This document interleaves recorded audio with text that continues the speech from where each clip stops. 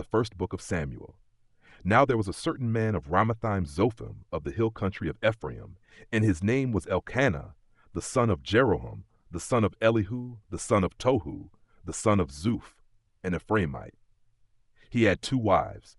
The name of one was Hannah, and the name of the other Peninnah. Peninnah had children, but Hannah had no children. This man went up out of his city from year to year to worship and to sacrifice to the Lord of armies in Shiloh. The 2 sons of Eli, Hophni and Phinehas, priests to the Lord, were there. When the day came that Elkanah sacrificed, he gave portions to Peninnah his wife, and to all her sons and her daughters. But he gave a double portion to Hannah, for he loved Hannah, but the Lord had shut up her womb. Her rival provoked her severely to irritate her, because the Lord had shut up her womb. So year by year, when she went up to the Lord's house, her rival provoked her. Therefore she wept and didn't eat.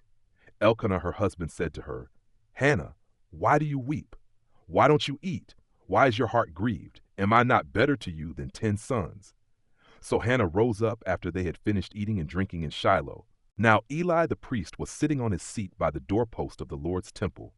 She was in bitterness of soul and prayed to the Lord, weeping bitterly. She vowed a vow and said, Lord of armies, if you will indeed look at the affliction of your servant and remember me, and not forget your servant, but will give to your servant a boy, then I will give him to the Lord all the days of his life, and no razor shall come on his head. As she continued praying before the Lord, Eli saw her mouth. Now Hannah spoke in her heart. Only her lips moved, but her voice was not heard. Therefore Eli thought she was drunk. Eli said to her, How long will you be drunk? Get rid of your wine. Hannah answered, No, my lord, I am a woman of a sorrowful spirit. I have not been drinking wine or strong drink, but I poured out my soul before the Lord. Don't consider your servant a wicked woman, for I have been speaking out of the abundance of my complaint and my provocation. Then Eli answered, Go in peace, and may the God of Israel grant your petition that you have asked of him. She said, Let your servant find favor in your sight. So the woman went her way and ate, and her facial expression wasn't sad anymore. They rose up in the morning early and worshiped the Lord, then returned and came to their house to Ramah. Then Elkanah knew Hannah his wife, and the Lord remembered her. When the time had come, Hannah conceived and bore a son, and she named him Samuel, saying, Because I have asked him of the Lord. The man Elkanah and all his house went up to offer to the Lord the yearly sacrifice and his vow.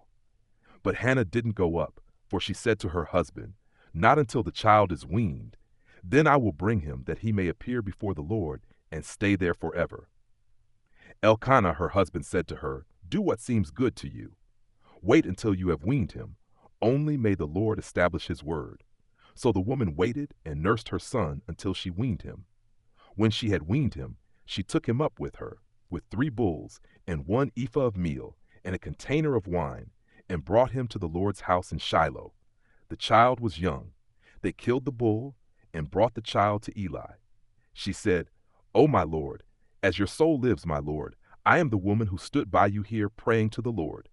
I prayed for this child, and the Lord has given me my petition which I asked of him.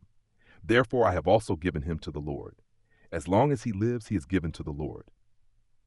He worshipped the Lord there. Hannah prayed and said, My heart exults in the Lord. My horn is exalted in the Lord. My mouth is enlarged over my enemies, because I rejoice in your salvation. There is no one as holy as the Lord, for there is no one besides you, nor is there any rock like our God. Don't keep talking so exceedingly proudly. Don't let arrogance come out of your mouth, for the Lord is a God of knowledge. By him actions are weighed. The bows of the mighty men are broken. Those who stumbled are armed with strength. Those who were full have hired themselves out for bread. Those who were hungry are satisfied. Yes, the barren has borne 7. She who has many children languishes. The Lord kills and makes alive. He brings down to Sheol and brings up. The Lord makes poor and makes rich.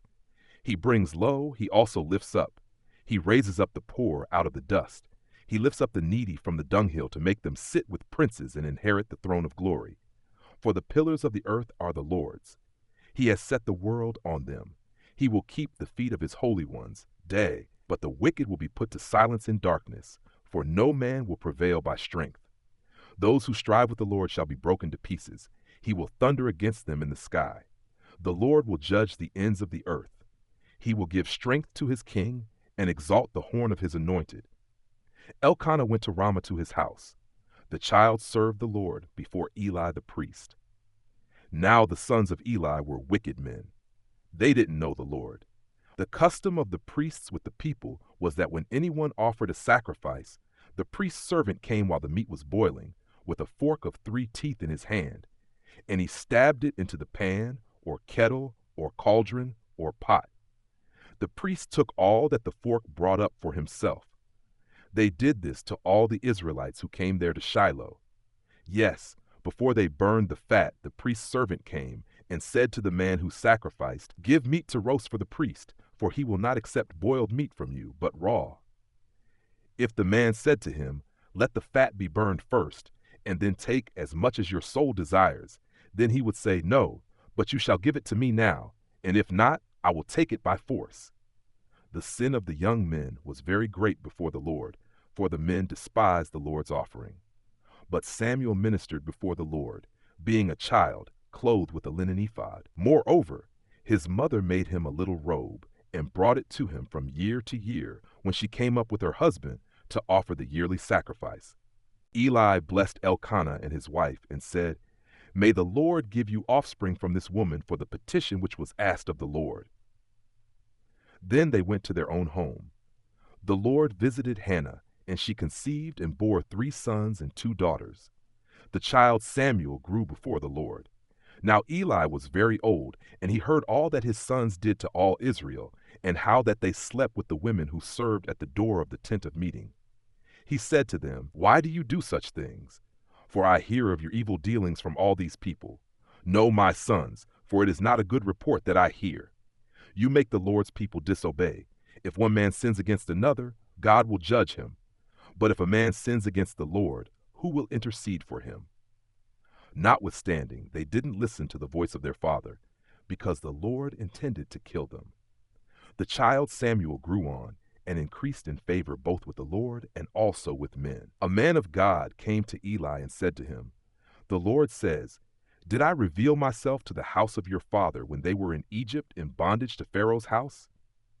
Didn't I choose him out of all the tribes of Israel to be my priest, to go up to my altar, to burn incense, to wear an ephod before me? Didn't I give to the house of your father all the offerings of the children of Israel made by fire?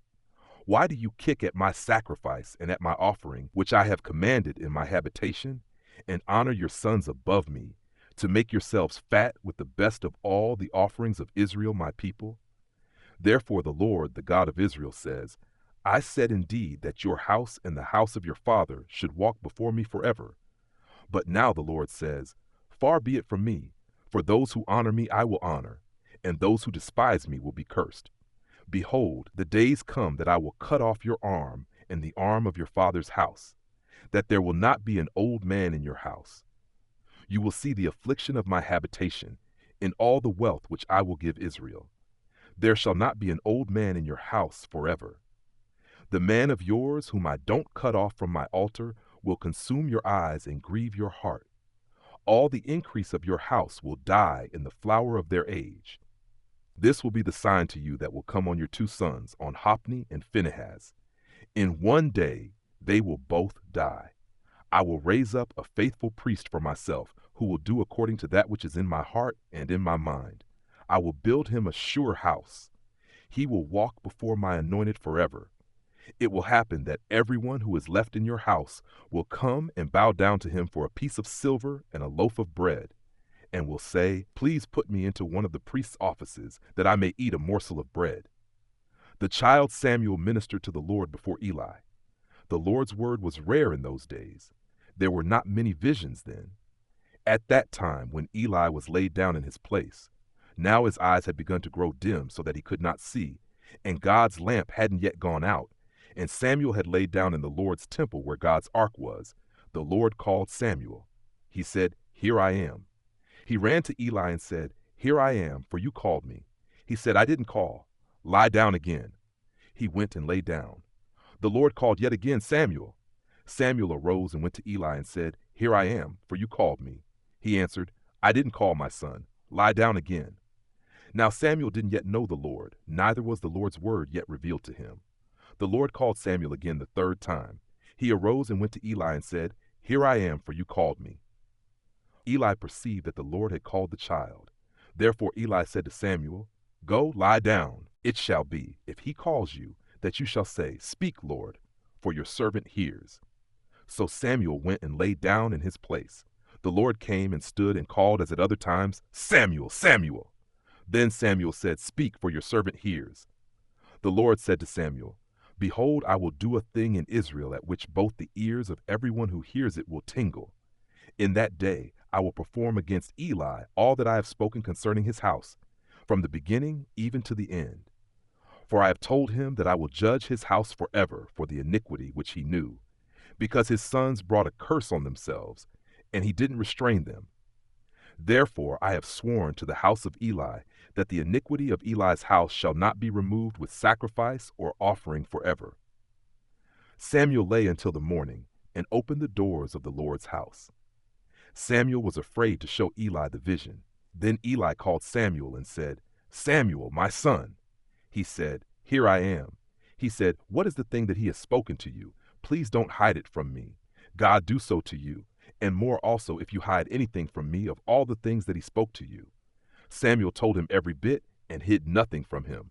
He said, It is the Lord. Let him do what seems good to him. Samuel grew, and the Lord was with him, and let none of his words fall to the ground. All Israel from Dan even to Beersheba knew that Samuel was established to be a prophet of the Lord. The Lord appeared again in Shiloh, for the Lord revealed himself to Samuel in Shiloh by the Lord's word. The word of Samuel came to all Israel. Now Israel went out against the Philistines to battle and encamped beside Ebenezer, and the Philistines encamped in Aphek. The Philistines put themselves in array against Israel. When they joined battle, Israel was defeated by the Philistines, who killed about 4,000 men of the army in the field. When the people had come into the camp, the elders of Israel said, Why has the Lord defeated us today before the Philistines? Let's get the ark of the Lord's covenant out of Shiloh and bring it to us, that it may come among us and save us out of the hand of our enemies. So the people sent to Shiloh, and they brought from there the ark of the covenant of the Lord of armies, who sits above the cherubim, and the two sons of Eli, Hophni and Phinehas, were there with the ark of the covenant of God. When the ark of the Lord's covenant came into the camp, all Israel shouted with a great shout, so that the earth resounded. When the Philistines heard the noise of the shout, they said, What does the noise of this great shout in the camp of the Hebrews mean? They understood that the Lord's ark had come into the camp. The Philistines were afraid, for they said, God has come into the camp. They said, Woe to us, for there has not been such a thing before. Woe to us! Who shall deliver us out of the hand of these mighty gods? These are the gods that struck the Egyptians with all kinds of plagues in the wilderness. Be strong and behave like men, O you Philistines, that you not be servants to the Hebrews, as they have been to you. Strengthen yourselves like men and fight. The Philistines fought, and Israel was defeated, and each man fled to his tent. There was a very great slaughter, for 30,000 footmen of Israel fell. God's ark was taken, and the two sons of Eli, Hophni and Phinehas, were slain. A man of Benjamin ran out of the army and came to Shiloh the same day, with his clothes torn and with dirt on his head. When he came, behold, Eli was sitting on his seat by the road watching, for his heart trembled for God's ark. When the man came into the city and told about it, all the city cried out. When Eli heard the noise of the crying, he said, What does the noise of this tumult mean? The man hurried and came and told Eli. Now Eli was 98 years old. His eyes were set so that he could not see. The man said to Eli, I am he who came out of the army, and I fled today out of the army. He said, How did the matter go, my son? He who brought the news answered, Israel has fled before the Philistines, and there has been also a great slaughter among the people. Your two sons also, Hophni and Phinehas, are dead, and God's ark has been captured. When he made mention of God's ark, Eli fell from off his seat backward by the side of the gate, and his neck broke, and he died. For he was an old man and heavy. He had judged Israel 40 years. His daughter-in-law, Phinehas' wife, was with child, near to giving birth. When she heard the news that God's ark was taken and that her father-in-law and her husband were dead, she bowed herself and gave birth, for her pains came on her. About the time of her death, the women who stood by her said to her, "Don't be afraid, for you have given birth to a son." But she didn't answer, neither did she regard it. She named the child Ichabod, saying, "The glory has departed from Israel, because God's ark was taken, and because of her father-in-law and her husband." She said, "The glory has departed from Israel, for God's ark has been taken." Now the Philistines had taken God's ark, and they brought it from Ebenezer to Ashdod. The Philistines took God's ark and brought it into the house of Dagon and set it by Dagon. When the people of Ashdod arose early on the next day, behold, Dagon had fallen on his face to the ground before the Lord's ark. They took Dagon and set him in his place again. When they arose early on the following morning, behold, Dagon had fallen on his face to the ground before the Lord's ark, and the head of Dagon and both the palms of his hands were cut off on the threshold. Only Dagon's torso was intact. Therefore, neither the priests of Dagon nor any who come into Dagon's house step on the threshold of Dagon in Ashdod to this day. But the Lord's hand was heavy on the people of Ashdod, and he destroyed them and struck them with tumors, even Ashdod and its borders. When the men of Ashdod saw that it was so, they said, "The ark of the God of Israel shall not stay with us, for his hand is severe on us and on Dagon our God." They sent therefore and gathered together all the lords of the Philistines and said, "What shall we do with the ark of the God of Israel?" They answered, "Let the ark of the God of Israel be carried over to Gath." They carried the ark of the God of Israel there. It was so that after they had carried it there, the Lord's hand was against the city with a very great confusion, and he struck the men of the city, both small and great, so that tumors broke out on them. So they sent God's ark to Ekron. As God's ark came to Ekron, the Ekronites cried out, saying, "They have brought the ark of the God of Israel here to us, to kill us and our people." They sent therefore and gathered together all the lords of the Philistines, and they said, "Send the ark of the God of Israel away, and let it go again to its own place, that it not kill us and our people." For there was a deadly panic throughout all the city. The hand of God was very heavy there. The men who didn't die were struck with the tumors, and the cry of the city went up to heaven. The Lord's ark was in the country of the Philistines 7 months. The Philistines called for the priests and the diviners, saying, "What shall we do with the Lord's ark? Show us how we should send it to its place."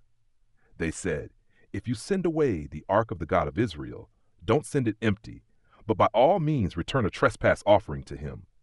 Then you will be healed, and it will be known to you why his hand is not removed from you." Then they said, "What should the trespass offering be which we shall return to him?" They said, 5 golden tumors and 5 golden mice, for the number of the lords of the Philistines. For one plague was on you all, and on your lords. Therefore you shall make images of your tumors and images of your mice that mar the land, and you shall give glory to the God of Israel. Perhaps he will release his hand from you, from your gods, and from your land. Why then do you harden your hearts as the Egyptians and Pharaoh hardened their hearts?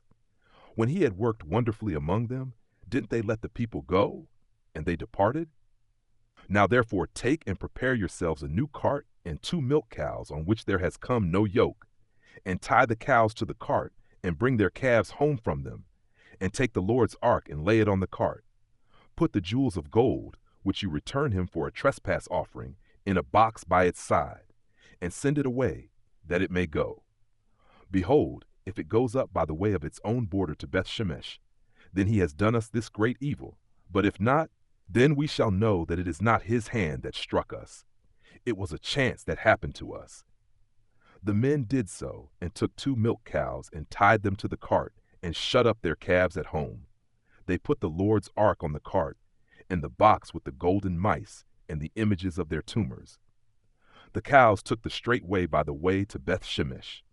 They went along the highway, lowing as they went, and didn't turn away to the right hand or to the left. And the lords of the Philistines went after them to the border of Beth-Shemesh. The people of Beth-Shemesh were reaping their wheat harvest in the valley, And they lifted up their eyes and saw the ark, and rejoiced to see it. The cart came into the field of Joshua of Beth-shemesh, and stood there, where there was a great stone. Then they split the wood of the cart, and offered up the cows for a burnt offering to the Lord. The Levites took down the Lord's ark and the box that was with it, in which the jewels of gold were, and put them on the great stone. And the men of Beth-shemesh offered burnt offerings and sacrificed sacrifices the same day to the Lord. When the 5 lords of the Philistines had seen it, they returned to Ekron the same day. These are the golden tumors which the Philistines returned for a trespass offering to the Lord. For Ashdod 1, for Gaza 1, for Ashkelon 1, for Gath 1, for Ekron 1. And the golden mice, according to the number of all the cities of the Philistines belonging to the 5 lords, both of fortified cities and of country villages, even to the great stone on which they set down the Lord's ark. That stone remains to this day in the field of Joshua of Beth-shemesh. He struck of the men of Beth-shemesh, because they had looked into the Lord's ark. He struck 50,070 of the men. Then the people mourned, because the Lord had struck the people with a great slaughter. The men of Beth-shemesh said, "Who is able to stand before the Lord, this holy God? To whom shall he go up from us?" They sent messengers to the inhabitants of Kiriath-jearim, saying, "The Philistines have brought back the Lord's ark. Come down and bring it up to yourselves." The men of Kiriath-jearim came and took the Lord's ark, and brought it into Abinadab's house on the hill, and consecrated Eleazar his son to keep the Lord's ark.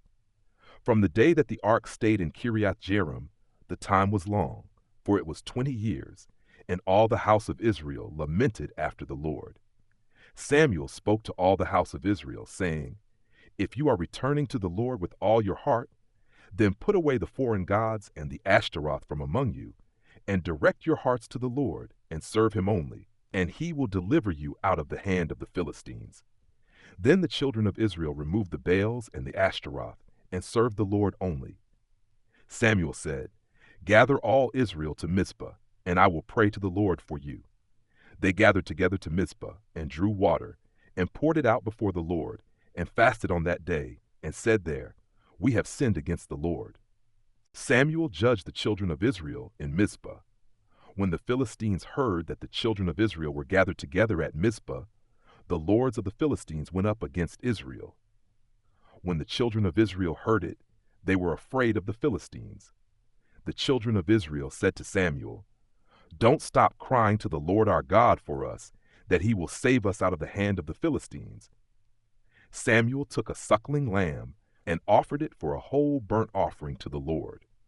Samuel cried to the Lord for Israel, and the Lord answered him.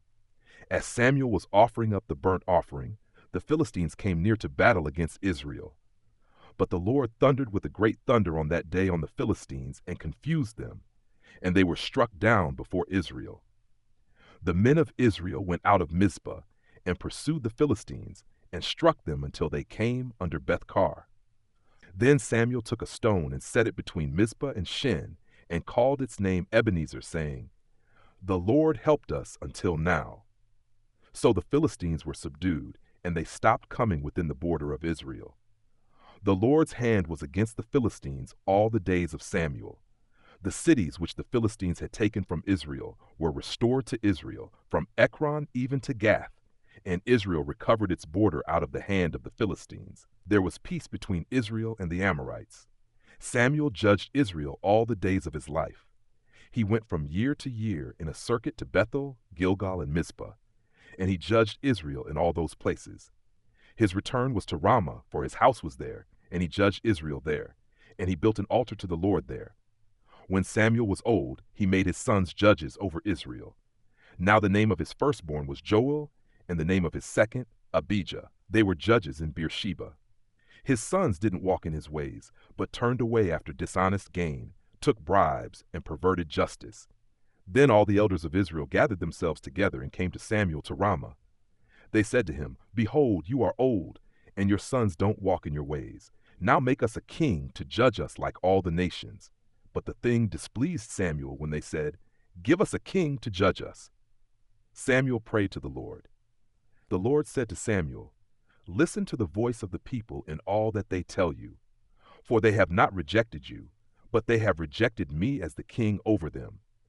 According to all the works which they have done since the day that I brought them up out of Egypt, even to this day, in that they have forsaken me and served other gods, so they also do to you. Now therefore, listen to their voice. However, you shall protest solemnly to them, and shall show them the way of the king who will reign over them. Samuel told all the Lord's words to the people who asked him for a king. He said, "This will be the way of the king who shall reign over you. He will take your sons and appoint them as his servants, for his chariots and to be his horsemen, and they will run before his chariots. He will appoint them to him for captains of thousands and captains of fifties, and he will assign some to plow his ground and to reap his harvest, and to make his instruments of war and the instruments of his chariots. He will take your daughters to be perfumers, to be cooks, and to be bakers. He will take your fields, your vineyards, and your olive groves, even your best, and give them to his servants. He will take 1/10 of your seed and of your vineyards, and give it to his officers and to his servants. He will take your male servants, your female servants, your best young men, and your donkeys, and assign them to his own work. He will take 1/10 of your flocks, and you will be his servants. You will cry out in that day because of your king whom you will have chosen for yourselves, and the Lord will not answer you in that day." But the people refused to listen to the voice of Samuel, and they said, "No, but we will have a king over us, that we also may be like all the nations, and that our king may judge us, and go out before us, and fight our battles." Samuel heard all the words of the people, and he rehearsed them in the ears of the Lord. The Lord said to Samuel, "Listen to their voice, and make them a king." Samuel said to the men of Israel, "Everyone go to your own city." Now there was a man of Benjamin, whose name was Kish the son of Abiel, the son of Zeror, the son of Bechorath, the son of Aphiah, the son of a Benjamite, a mighty man of valor. He had a son whose name was Saul, an impressive young man, and there was not among the children of Israel a more handsome person than he. From his shoulders and upward he was taller than any of the people. The donkeys of Kish, Saul's father, were lost. Kish said to Saul his son, "Now take one of the servants with you, and arise, go look for the donkeys." He passed through the hill country of Ephraim, and passed through the land of Shalisha, but they didn't find them. Then they passed through the land of Shalim, and they weren't there. Then he passed through the land of the Benjamites, but they didn't find them. When they had come to the land of Zuph, Saul said to his servant who was with him, "Come, let's return, lest my father stop caring about the donkeys and be anxious for us." The servant said to him, "Behold, now there's a man of God in this city, and he is a man who is held in honor. All that he says surely happens. Now let's go there. Perhaps he can tell us which way to go." Then Saul said to his servant, "But behold, if we go, what should we bring the man? For the bread is spent in our sacks, and there is not a present to bring to the man of God. What do we have?" The servant answered Saul again and said, "Behold, I have in my hand the 4th part of a shekel of silver. I will give that to the man of God, to tell us our way." In earlier times in Israel, when a man went to inquire of God, he said, "Come, let's go to the seer," for he who is now called a prophet was before called a seer. Then Saul said to his servant, "Well said, let's go." So they went to the city where the man of God was.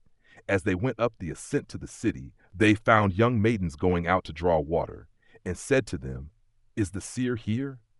They answered them and said, "He is. Behold, he is before you. Hurry now, for he has come today into the city, for the people have a sacrifice today in the high place. As soon as you have come into the city, you will immediately find him before he goes up to the high place to eat.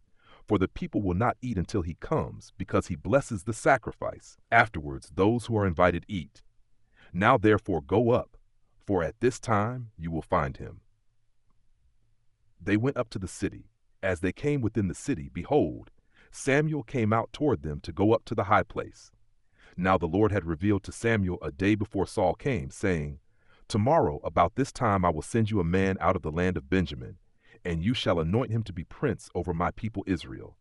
He will save my people out of the hand of the Philistines, for I have looked upon my people, because their cry has come to me. When Samuel saw Saul, the Lord said to him, Behold, the man of whom I spoke to you, he will have authority over my people. Then Saul approached Samuel in the gateway and said, Please tell me where the seer's house is. Samuel answered Saul and said, I am the seer. Go up before me to the high place, for you are to eat with me today. In the morning I will let you go and will tell you all that is in your heart. As for your donkeys who were lost 3 days ago, don't set your mind on them, for they have been found. For whom does all Israel desire? Is it not you and all your father's house? Saul answered, Am I not a Benjamite of the smallest of the tribes of Israel? And my family the least of all the families of the tribe of Benjamin? Why then do you speak to me like this? Samuel took Saul and his servant and brought them into the guest room and made them sit in the best place among those who were invited, who were about 30 persons. Samuel said to the cook, Bring the portion which I gave you, of which I said to you, set it aside. The cook took up the thigh and that which was on it and set it before Saul. Samuel said, Behold, that which has been reserved. Set it before yourself and eat, because it has been kept for you for the appointed time. For I said, I have invited the people. So Saul ate with Samuel that day.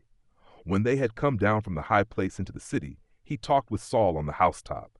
They arose early, and about daybreak Samuel called to Saul on the housetop, saying, Get up, that I may send you away. Saul arose, and they both went outside, he and Samuel together. As they were going down at the end of the city, Samuel said to Saul, Tell the servant to go on ahead of us. He went ahead. Then Samuel said, But stand still first, that I may cause you to hear God's message. Then Samuel took the vial of oil and poured it on his head, then kissed him and said, Hasn't the Lord anointed you to be prince over his inheritance? When you have departed from me today, then you will find 2 men by Rachel's tomb on the border of Benjamin at Zelzah. They will tell you, The donkeys which you went to look for have been found. And behold, your father has stopped caring about the donkeys and is anxious for you, saying, What shall I do for my son? Then you will go on forward from there, and you will come to the oak of Tabor. 3 men will meet you there going up to God to Bethel, one carrying 3 young goats, and another carrying 3 loaves of bread, and another carrying a container of wine. They will greet you and give you 2 loaves of bread, which you shall receive from their hand. After that you will come to the hill of God, where the garrison of the Philistines is. And it will happen, when you have come there to the city, that you will meet a band of prophets coming down from the high place with a lute, a tambourine, a pipe, and a harp before them, and they will be prophesying.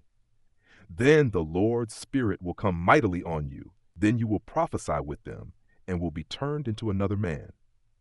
Let it be, when these signs have come to you, that you do what is appropriate for the occasion, for God is with you. Go down ahead of me to Gilgal, and behold, I will come down to you to offer burnt offerings and to sacrifice sacrifices of peace offerings. Wait 7 days until I come to you and show you what you are to do. It was so that when he had turned his back to go from Samuel, God gave him another heart, and all those signs happened that day. When they came there to the hill, behold, a band of prophets met him, and the Spirit of God came mightily on him, and he prophesied among them. When all who knew him before saw that, behold, he prophesied with the prophets. Then the people said to one another, What is this that has come to the son of Kish? Is Saul also among the prophets? One from the same place answered, Who is their father? Therefore it became a proverb, Is Saul also among the prophets? When he had finished prophesying, he came to the high place. Saul's uncle said to him and to his servant, Where did you go? He said, To seek the donkeys. When we saw that they were not found, we came to Samuel. Saul's uncle said, Please tell me what Samuel said to you. Saul said to his uncle, He told us plainly that the donkeys were found. But concerning the matter of the kingdom, of which Samuel spoke, he didn't tell him. Samuel called the people together to the Lord to Mizpah, and he said to the children of Israel, The Lord, the God of Israel, says, I brought Israel up out of Egypt, and I delivered you out of the hand of the Egyptians, and out of the hand of all the kingdoms that oppressed you. But you have today rejected your God, who himself saves you out of all your calamities and your distresses. And you have said to him, No, set a king over us. Now therefore present yourselves before the Lord by your tribes and by your thousands. So Samuel brought all the tribes of Israel near, and the tribe of Benjamin was chosen. He brought the tribe of Benjamin near by their families, and the family of the Matrites was chosen. Then Saul the son of Kish was chosen, but when they looked for him, he could not be found. Therefore they asked of the Lord further, Is there yet a man to come here? The Lord answered, Behold, he has hidden himself among the baggage. They ran and got him there. When he stood among the people, he was higher than any of the people from his shoulders and upward. Samuel said to all the people, Do you see him whom the Lord has chosen, that there is no one like him among all the people? All the people shouted and said, Long live the king. Then Samuel told the people the regulations of the kingdom, and wrote it in a book and laid it up before the Lord. Samuel sent all the people away, every man to his house. Saul also went to his house in Gibeah, and the army went with him, whose hearts God had touched. But certain worthless fellows said, How could this man save us? They despised him and brought him no tribute, but he held his peace. Then Nahash the Ammonite came up and encamped against Jabesh-Gilead. And all the men of Jabesh said to Nahash, Make a covenant with us, and we will serve you. Nahash the Ammonite said to them, On this condition I will make it with you, that all your right eyes be gouged out. I will make this dishonor all Israel. The elders of Jabesh said to him, Give us 7 days, that we may send messengers to all the borders of Israel, and then, if there is no one to save us, we will come out to you. Then the messengers came to Gibeah of Saul, and spoke these words in the ears of the people. Then all the people lifted up their voice and wept. Behold, Saul came following the oxen out of the field, and Saul said, What ails the people that they weep? They told him the words of the men of Jabesh. God's spirit came mightily on Saul when he heard those words, and his anger burned hot. He took a yoke of oxen and cut them in pieces, then sent them throughout all the borders of Israel by the hand of messengers, saying, Whoever doesn't come out after Saul and after Samuel, so shall it be done to his oxen. The dread of the Lord fell on the people, and they came out as one man. He counted them in Bezek, and the children of Israel were 300,000, and the men of Judah 30,000. They said to the messengers who came, Tell the men of Jabesh-Gilead, Tomorrow, by the time the sun is hot, you will be rescued. The messengers came and told the men of Jabesh, and they were glad. Therefore the men of Jabesh said, Tomorrow we will come out to you, and you shall do with us all that seems good to you. On the next day Saul put the people in 3 companies, and they came into the middle of the camp in the morning watch, and struck the Ammonites until the heat of the day. Those who remained were scattered, so that no 2 of them were left together. The people said to Samuel, Who is he who said, Shall Saul reign over us? Bring those men, that we may put them to death. Saul said, No man shall be put to death today, for today the Lord has rescued Israel. Then Samuel said to the people, Come, let's go to Gilgal, and renew the kingdom there. All the people went to Gilgal, and there they made Saul king before the Lord in Gilgal. There they offered sacrifices of peace offerings before the Lord, and there Saul and all the men of Israel rejoiced greatly. Samuel said to all Israel, Behold, I have listened to your voice in all that you said to me, and have made a king over you. Now behold, the king walks before you. I am old and gray-headed. Behold, my sons are with you. I have walked before you from my youth to this day. Here I am, witness against me before the Lord and before his anointed. Whose ox have I taken? Whose donkey have I taken? Whom have I defrauded? Whom have I oppressed? Of whose hand have I taken a bribe to make me blind my eyes? I will restore it to you. They said, You have not defrauded us, nor oppressed us, neither have you taken anything from anyone's hand. He said to them, The Lord is witness against you, and his anointed is witness today, that you have not found anything in my hand. They said, He is witness. Samuel said to the people, It is the Lord who appointed Moses and Aaron, and that brought your fathers up out of the land of Egypt.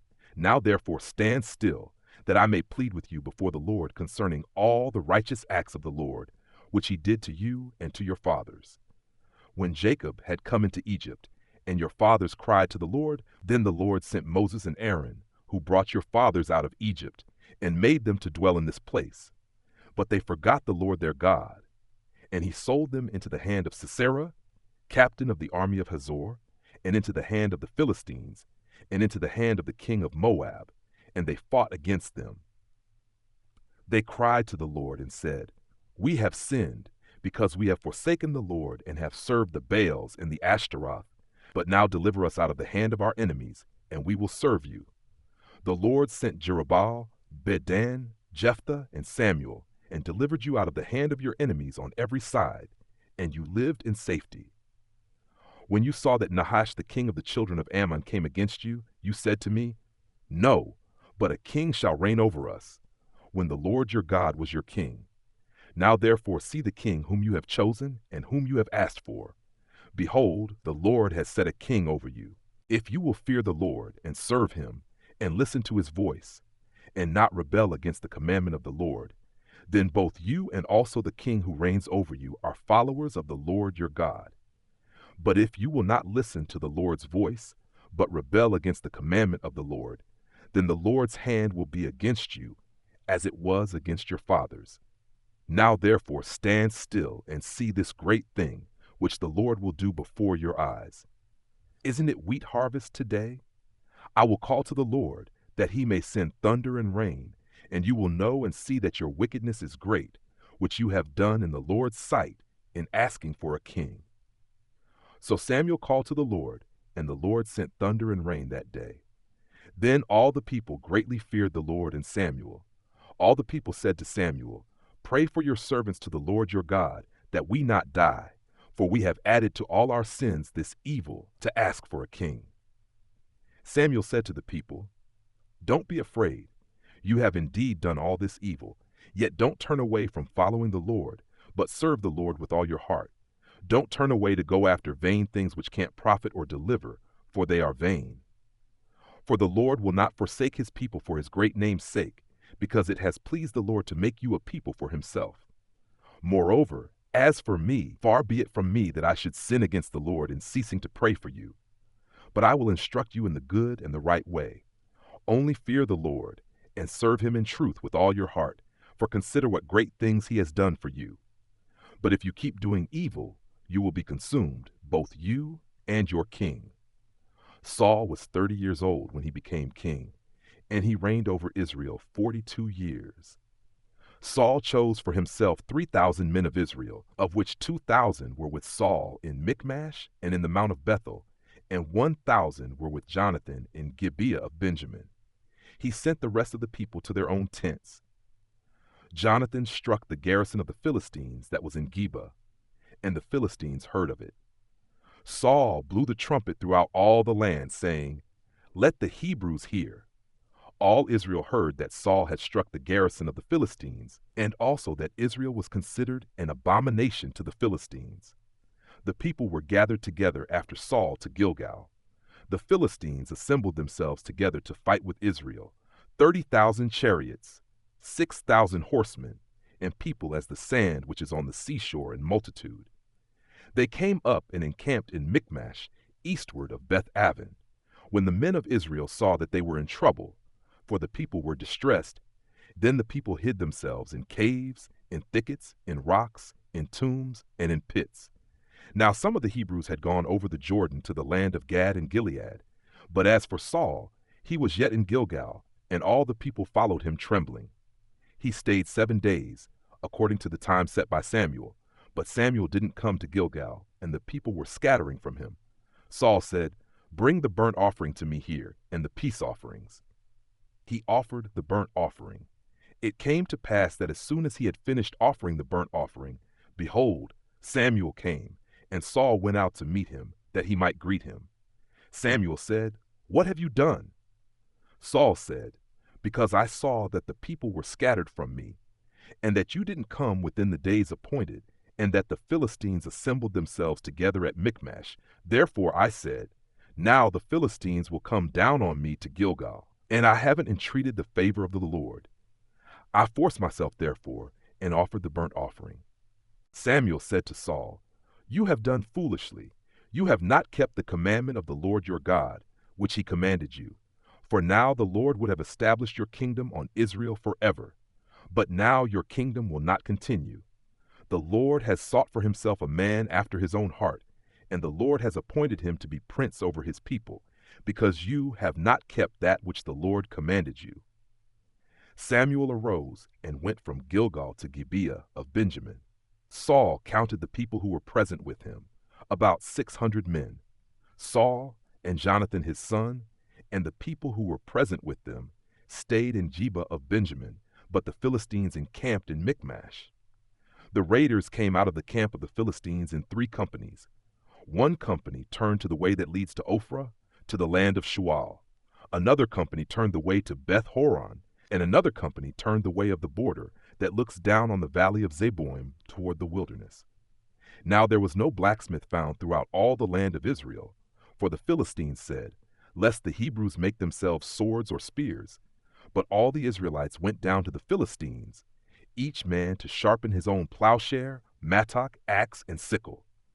The price was 1 payim each to sharpen mattocks, plowshares, pitchforks, axes, and goads. So it came to pass in the day of battle that neither sword nor spear was found in the hand of any of the people who were with Saul and Jonathan, but Saul and Jonathan his son had them. The garrison of the Philistines went out to the pass of Michmash. Now it happened on a day that Jonathan the son of Saul said to the young man who bore his armor, "Come, let's go over to the Philistines' garrison that is on the other side." But he didn't tell his father. Saul stayed in the uttermost part of Gibeah, under the pomegranate tree, which is in Migron. And the people who were with him were about 600 men, including Ahijah the son of Ahitub, Ichabod's brother, the son of Phinehas, the son of Eli the priest of the Lord in Shiloh, wearing an ephod. The people didn't know that Jonathan was gone. Between the passes by which Jonathan sought to go over to the Philistines' garrison, there was a rocky crag on the one side and a rocky crag on the other side. And the name of the one was Bozez, and the name of the other Seneh. The one crag rose up on the north in front of Michmash, and the other on the south in front of Gibeah. Jonathan said to the young man who bore his armor, "Come, let's go over to the garrison of these uncircumcised. It may be that the Lord will work for us, for there is no restraint on the Lord to save by many or by few." His armor-bearer said to him, "Do all that is in your heart. Go, and behold, I am with you according to your heart." Then Jonathan said, "Behold, we will pass over to the men, and we will reveal ourselves to them. If they say this to us, 'Wait until we come to you,' then we will stand still in our place and will not go up to them. But if they say this, 'Come up to us,' then we will go up, for the Lord has delivered them into our hand. This shall be the sign to us." Both of them revealed themselves to the garrison of the Philistines, and the Philistines said, "Behold, the Hebrews are coming out of the holes where they had hidden themselves." The men of the garrison answered Jonathan and his armor-bearer and said, "Come up to us, and we will show you something." Jonathan said to his armor-bearer, "Come up after me, for the Lord has delivered them into the hand of Israel." Jonathan climbed up on his hands and on his feet, and his armor-bearer after him, and they fell before Jonathan, and his armor-bearer killed them after him. That first slaughter, which Jonathan and his armor-bearer made, was about 20 men, within as it were half a furrow's length in an acre of land. There was a trembling in the camp, in the field, and among all the people. The garrison and the raiders also trembled, and the earth quaked. So there was an exceedingly great trembling. The watchmen of Saul and Gibeah of Benjamin looked, and behold, the multitude melted away and scattered. Then Saul said to the people who were with him, "Count now and see who is missing from us." When they had counted, behold, Jonathan and his armor-bearer were not there. Saul said to Ahijah, "Bring God's ark here." For God's ark was with the children of Israel at that time.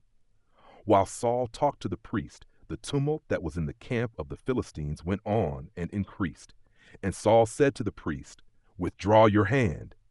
Saul and all the people who were with him were gathered together and came to the battle, and behold, they were all striking each other with their swords in very great confusion.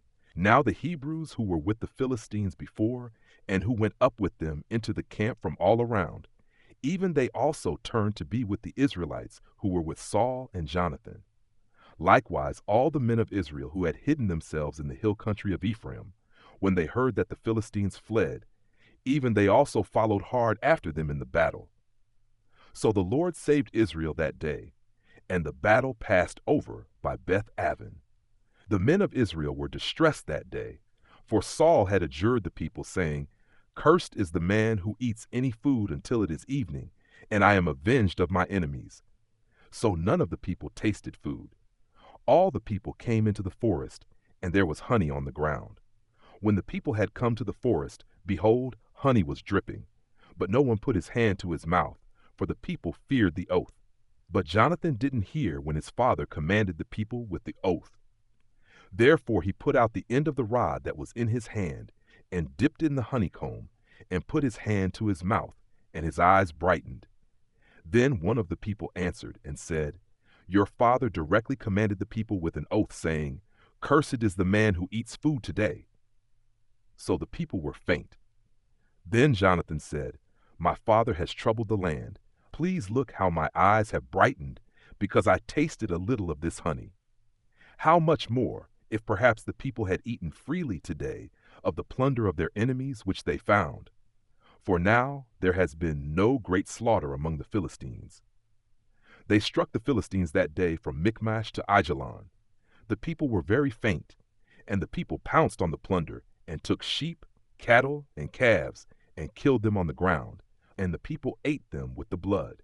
Then they told Saul, saying, "Behold, the people are sinning against the Lord, in that they eat meat with the blood." He said, "You have dealt treacherously.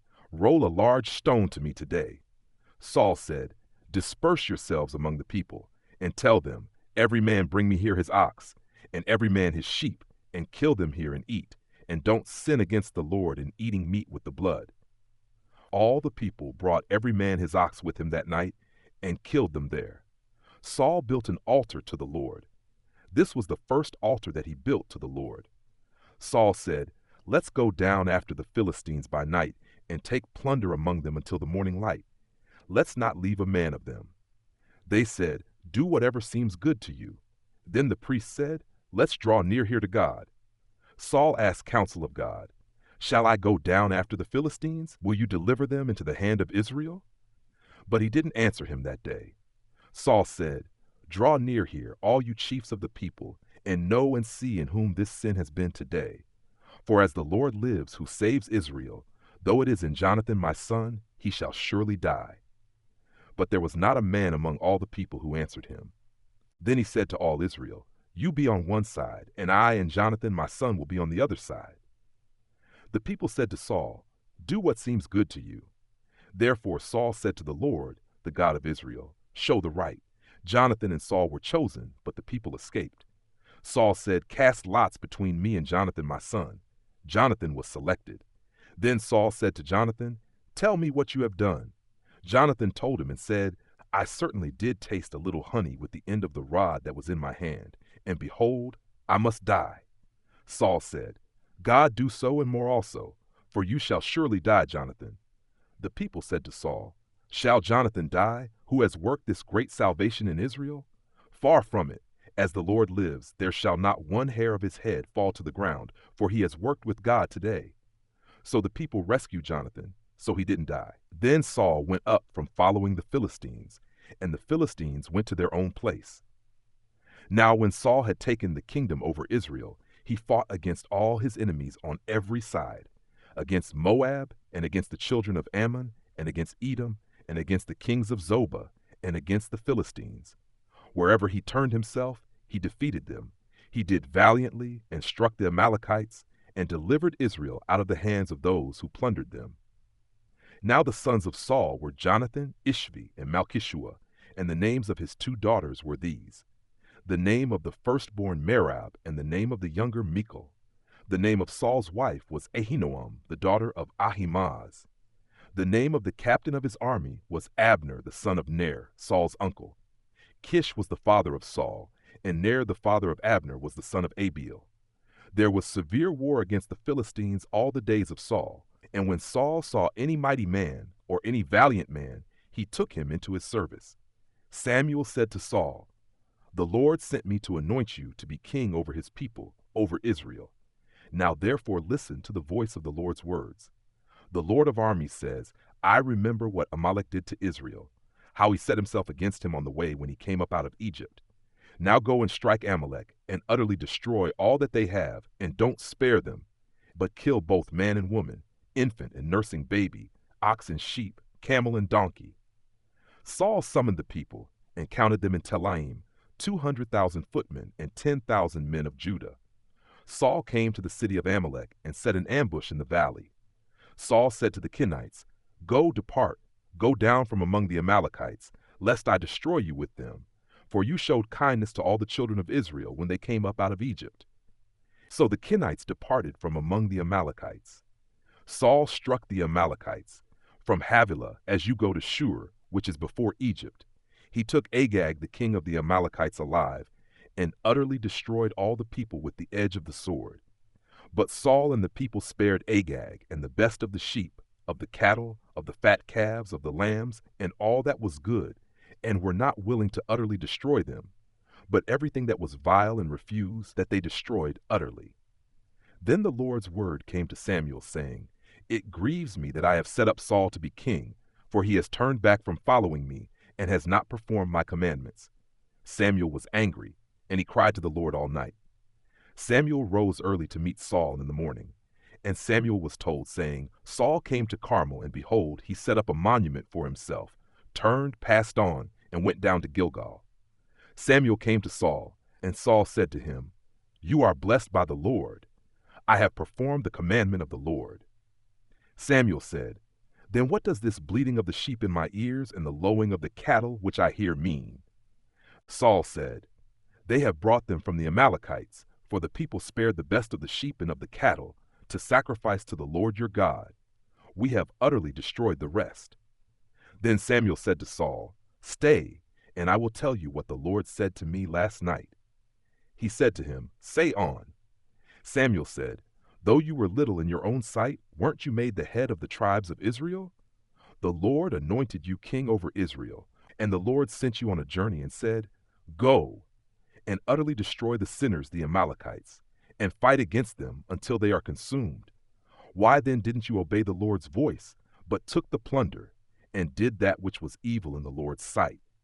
Saul said to Samuel, But I have obeyed the Lord's voice, and have gone the way which the Lord sent me, and have brought Agag the king of Amalek, and have utterly destroyed the Amalekites. But the people took of the plunder, sheep and cattle, the best of the devoted things, to sacrifice to the Lord your God in Gilgal. Samuel said, Has the Lord as great delight in burnt offerings and sacrifices as in obeying the Lord's voice? Behold, to obey is better than sacrifice, and to listen than the fat of rams. For rebellion is as the sin of witchcraft, and stubbornness is as idolatry and teraphim. Because you have rejected the Lord's word, he has also rejected you from being king. Saul said to Samuel, I have sinned, for I have transgressed the commandment of the Lord and your words, because I feared the people and obeyed their voice. Now therefore please pardon my sin and turn again with me, that I may worship the Lord. Samuel said to Saul, I will not return with you, for you have rejected the Lord's word, and the Lord has rejected you from being king over Israel. As Samuel turned around to go away, Saul grabbed the skirt of his robe, and it tore. Samuel said to him, The Lord has torn the kingdom of Israel from you today, and has given it to a neighbor of yours who is better than you. Also the strength of Israel will not lie nor repent, for he is not a man that he should repent. Then he said, I have sinned, yet please honor me now before the elders of my people and before Israel, and come back with me, that I may worship the Lord your God. So Samuel went back with Saul, and Saul worshipped the Lord.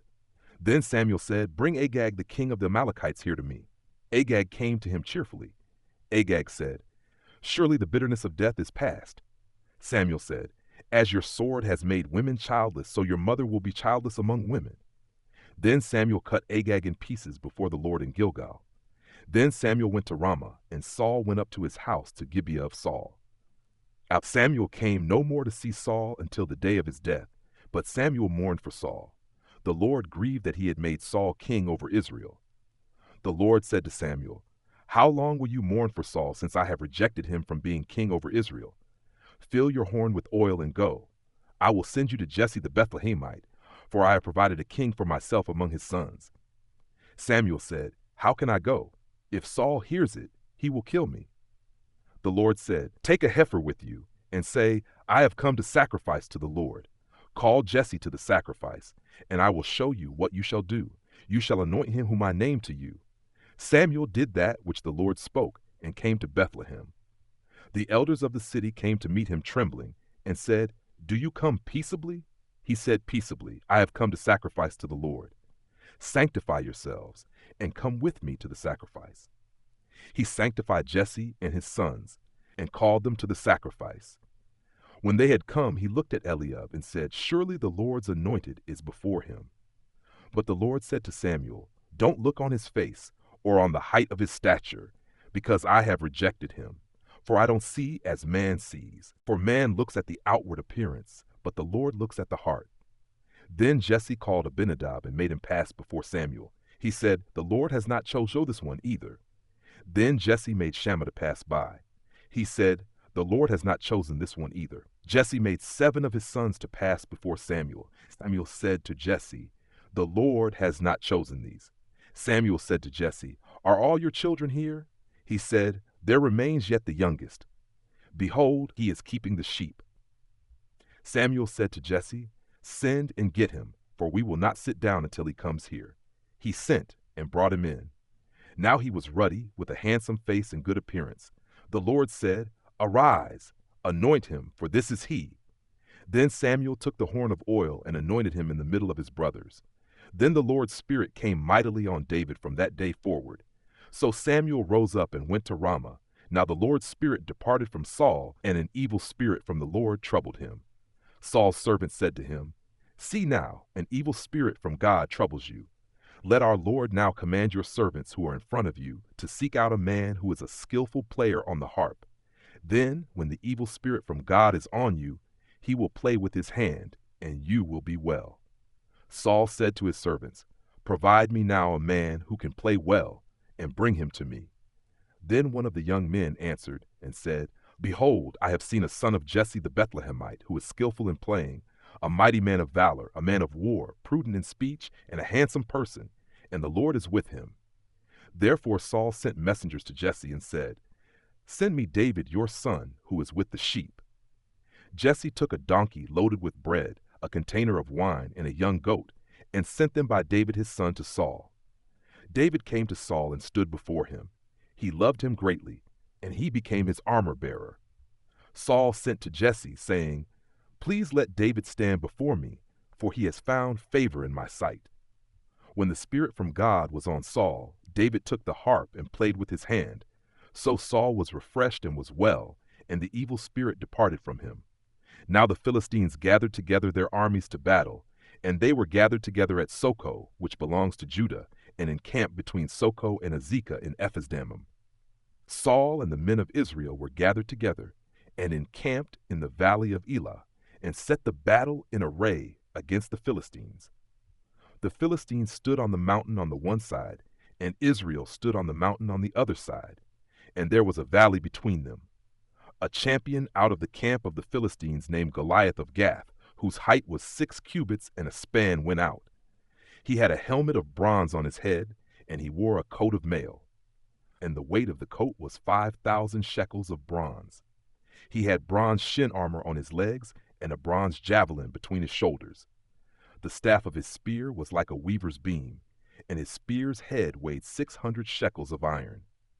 His shield-bearer went before him.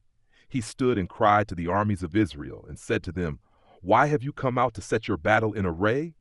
Am I not a Philistine, and you servants to Saul? Choose a man for yourselves, and let him come down to me. If he is able to fight with me and kill me, then will we be your servants. But if I prevail against him and kill him, then you will be our servants and serve us." The Philistine said, "I defy the armies of Israel today. Give me a man that we may fight together." When Saul and all Israel heard those words of the Philistine, they were dismayed and greatly afraid. Now David was the son of that Ephrathite of Bethlehem, Judah, whose name was Jesse, and he had 8 sons. The man was an elderly old man in the days of Saul. The three oldest sons of Jesse had gone after Saul to the battle, and the names of his three sons who went to the battle were Eliab the firstborn, and next to him Abinadab, and the third Shammah. David was the youngest, and the three oldest followed Saul. Now David went back and forth from Saul to feed his father's sheep at Bethlehem. The Philistine came near morning and evening, and presented himself 40 days. Jesse said to David his son, "Now take for your brothers an ephah of this parched grain and these 10 loaves, and carry them quickly to the camp to your brothers, and bring these 10 cheeses to the captain of their 1,000, and see how your brothers are doing, and bring back news." Now Saul and they and all the men of Israel were in the valley of Elah, fighting with the Philistines. David rose up early in the morning and left the sheep with the keeper, and took the provisions and went as Jesse had commanded him. He came to the place of the wagons as the army which was going out to the fight shouted for the battle. Israel and the Philistines put the battle in array, army against army. David left his baggage in the hand of the keeper of the baggage and ran to the army, and came and greeted his brothers. As he talked with them, behold, the champion, the Philistine of Gath, Goliath by name, came up out of the ranks of the Philistines and said the same words, and David heard them. All the men of Israel, when they saw the man, fled from him and were terrified. The men of Israel said, "Have you seen this man who has come up? He has surely come up to defy Israel. The king will give great riches to the man who kills him, and will give him his daughter, and will make his father's house tax-free in Israel." David spoke to the men who stood by him, saying, "What shall be done to the man who kills this Philistine and takes away the reproach from Israel? For who is this uncircumcised Philistine that he should defy the armies of the living God?" The people answered him in this way, saying, "So shall it be done to the man who kills him." Eliab, his oldest brother, heard when he spoke to the men, and Eliab's anger burned against David, and he said, "Why have you come down? With whom have you left those few sheep in the wilderness? I know your pride and the evil of your heart, for you have come down that you might see the battle." David said, "What have I now done? Is there not a cause?" He turned away from him toward another, and spoke like that again, and the people answered him again the same way. When the words were heard which David spoke, they rehearsed them before Saul, and he sent for him. David said to Saul, "Let no man's heart fail because of him. Your servant will go and fight with this Philistine." Saul said to David, "You are not able to go against this Philistine to fight with him, for you are but a youth, and he a man of war from his youth." David said to Saul, "Your servant was keeping his father's sheep, and when a lion or a bear came and took a lamb out of the flock, I went out after him, struck him, and rescued it out of his mouth. When he arose against me, I caught him by his beard, struck him, and killed him. Your servant struck both the lion and the bear. This uncircumcised Philistine shall be as one of them, since he has defied the armies of the living God." David said, "The Lord, who delivered me out of the paw of the lion and out of the paw of the bear, will deliver me out of the hand of this Philistine." Saul said to David, "Go, the Lord will be with you." Saul dressed David with his clothing. He put a helmet of bronze on his head, and he clad him with a coat of mail. David strapped his sword on his clothing, and he tried to move, for he had not tested it. David said to Saul, "I can't go with these, for I have not tested them." Then David took them off. He took his staff in his hand, and chose for himself 5 smooth stones out of the brook, and put them in the pouch of his shepherd's bag which he had. His sling was in his hand, and he came near to the Philistine. The Philistine walked and came near to David, and the man who bore the shield went before him. When the Philistine looked around and saw David, he disdained him, for he was but a youth, and ruddy, and had a good-looking face. The Philistine said to David, "Am I a dog that you come to me with sticks?" The Philistine cursed David by his gods. The Philistine said to David, "Come to me, and I will give your flesh to the birds of the sky and to the animals of the field." Then David said to the Philistine, "You come to me with a sword, with a spear, and with a javelin. But I come to you in the name of the Lord of armies, the God of the armies of Israel, whom you have defied. Today the Lord will deliver you into my hand. I will strike you and take your head from off you. I will give the dead bodies of the army of the Philistines today to the birds of the sky and to the wild animals of the earth, that all the earth may know that there is a God in Israel, and that all this assembly may know that the Lord doesn't save with sword and spear, for the battle is the Lord's, and he will give you into our hand. When the Philistine arose and walked and came near to meet David, David hurried and ran toward the army to meet the Philistine. David put his hand in his bag, took a stone and slung it, and struck the Philistine in his forehead. The stone sank into his forehead, and he fell on his face to the earth. So David prevailed over the Philistine with a sling and with a stone, and struck the Philistine and killed him, but there was no sword in David's hand. Then David ran, stood over the Philistine, took his sword, drew it out of its sheath, killed him, and cut off his head with it. When the Philistines saw that their champion was dead, they fled. The men of Israel and of Judah arose and shouted, and pursued the Philistines as far as Gai, and to the gates of Ekron. The wounded of the Philistines fell down by the way to Sharaim, even to Gath and to Ekron. The children of Israel returned from chasing after the Philistines, and they plundered their camp. David took the head of the Philistine and brought it to Jerusalem, but he put his armor in his tent. When Saul saw David go out against the Philistine, he said to Abner, the captain of the army, "Abner, whose son is this youth?" Abner said, "As your soul lives, O king, I can't tell." The king said, "Inquire whose son the young man is." As David returned from the slaughter of the Philistine, Abner took him and brought him before Saul with the head of the Philistine in his hand. Saul said to him, "Whose son are you, you young man?" David answered, "I am the son of your servant Jesse the Bethlehemite." When he had finished speaking to Saul, the soul of Jonathan was knit with the soul of David, and Jonathan loved him as his own soul. Saul took him that day and wouldn't let him go home to his father's house any more. Then Jonathan and David made a covenant, because he loved him as his own soul. Jonathan stripped himself of the robe that was on him and gave it to David with his clothing, even including his sword, his bow, and his sash.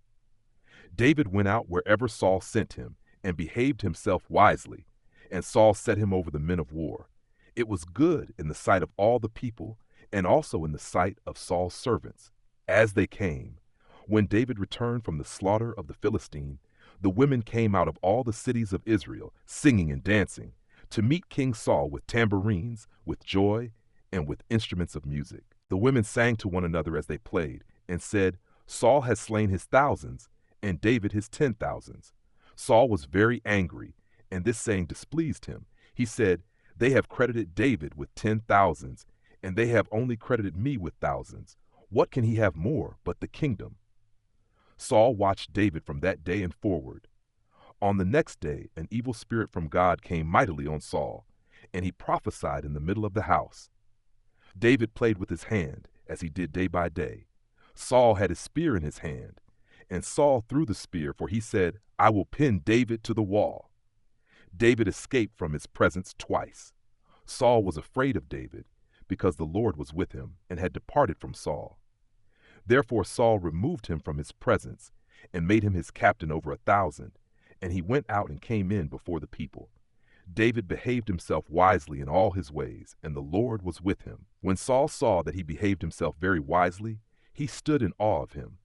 But all Israel and Judah loved David, for he went out and came in before them. Saul said to David, "Behold my elder daughter Merab, I will give her to you as wife. Only be valiant for me, and fight the Lord's battles." For Saul said, "Don't let my hand be on him, but let the hand of the Philistines be on him." David said to Saul, "Who am I, and what is my life, or my father's family in Israel, that I should be son-in-law to the king?" But at the time when Merab, Saul's daughter, should have been given to David, she was given to Adriel the Maholathite as wife. Michal, Saul's daughter, loved David, and they told Saul, and the thing pleased him. Saul said, "I will give her to him, that she may be a snare to him, and that the hand of the Philistines may be against him." Therefore Saul said to David a second time, "You shall today be my son-in-law." Saul commanded his servants, "Talk with David secretly, and say, 'Behold, the king has delight in you, and all his servants love you. Now therefore be the king's son-in-law.'" Saul's servant spoke those words in the ears of David. David said, "Does it seem to you a light thing to be the king's son-in-law, since I am a poor man and little known?" The servants of Saul told him, saying, "David spoke like this." Saul said, "Tell David, the king desires no dowry except 100 foreskins of the Philistines to be avenged of the king's enemies." Now Saul thought he would make David fall by the hand of the Philistines. When his servants told David these words, it pleased David well to be the king's son-in-law. Before the deadline, David arose and went, he and his men, and killed 200 men of the Philistines. Then David brought their foreskins, and they gave them in full number to the king, that he might be the king's son-in-law. Then Saul gave him Michal his daughter as wife. Saul saw and knew that the Lord was with David, and Michal, Saul's daughter, loved him. Saul was even more afraid of David, and Saul was David's enemy continually. Then the princes of the Philistines went out, and as often as they went out, David behaved himself more wisely than all the servants of Saul, so that his name was highly esteemed. Saul spoke to Jonathan his son and to all his servants that they should kill David. But Jonathan, Saul's son, greatly delighted in David. Jonathan told David, saying, "Saul my father seeks to kill you. Now therefore, please take care of yourself in the morning. Live in a secret place, and hide yourself. I will go out and stand beside my father in the field where you are, and I will talk with my father about you, and if I see anything, I will tell you." Jonathan spoke good of David to Saul his father, and said to him, "Don't let the king sin against his servant, against David, because he has not sinned against you, and because his works have been very good towards you. For he put his life in his hand and struck the Philistine, and the Lord worked a great victory for all Israel. You saw it and rejoiced. Why then will you sin against innocent blood to kill David without a cause?" Saul listened to the voice of Jonathan, and Saul swore, "As the Lord lives, he shall not be put to death." Jonathan called David, and Jonathan showed him all those things. Then Jonathan brought David to Saul, and he was in his presence as before. There was war again. David went out and fought with the Philistines, and killed them with a great slaughter, and they fled before him. An evil spirit from the Lord was on Saul as he sat in his house with his spear in his hand, and David was playing music with his hand. Saul sought to pin David to the wall with the spear, but he slipped away out of Saul's presence, and he stuck the spear into the wall. David fled and escaped that night. Saul sent messengers to David's house to watch him and to kill him in the morning. Michal, David's wife, told him, saying, "If you don't save your life tonight, tomorrow you will be killed." So Michal let David down through the window. He went away, fled, and escaped. Michal took the teraphim and laid it in the bed, and put a pillow of goat's hair at its head and covered it with clothes. When Saul sent messengers to take David, she said, "He is sick." Saul sent the messengers to see David, saying, "Bring him up to me in the bed, that I may kill him." When the messengers came in, behold, the teraphim was in the bed, with the pillow of goat's hair at its head.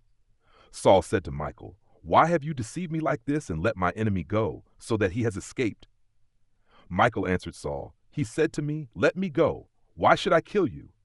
Now David fled and escaped, and came to Samuel at Ramah, and told him all that Saul had done to him. He and Samuel went and lived in Naioth. Saul was told, saying, "Behold, David is at Naioth in Ramah." Saul sent messengers to seize David, and when they saw the company of the prophets prophesying, and Samuel standing his head over them, God's Spirit came on Saul's messengers, and they also prophesied.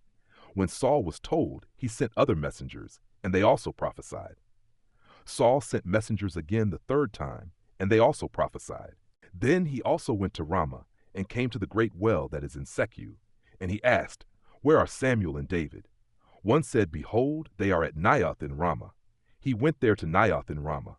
Then God's Spirit came on him also, and he went on and prophesied until he came to Naioth in Ramah. He also stripped off his clothes. He also prophesied before Samuel and lay down naked all that day and all that night.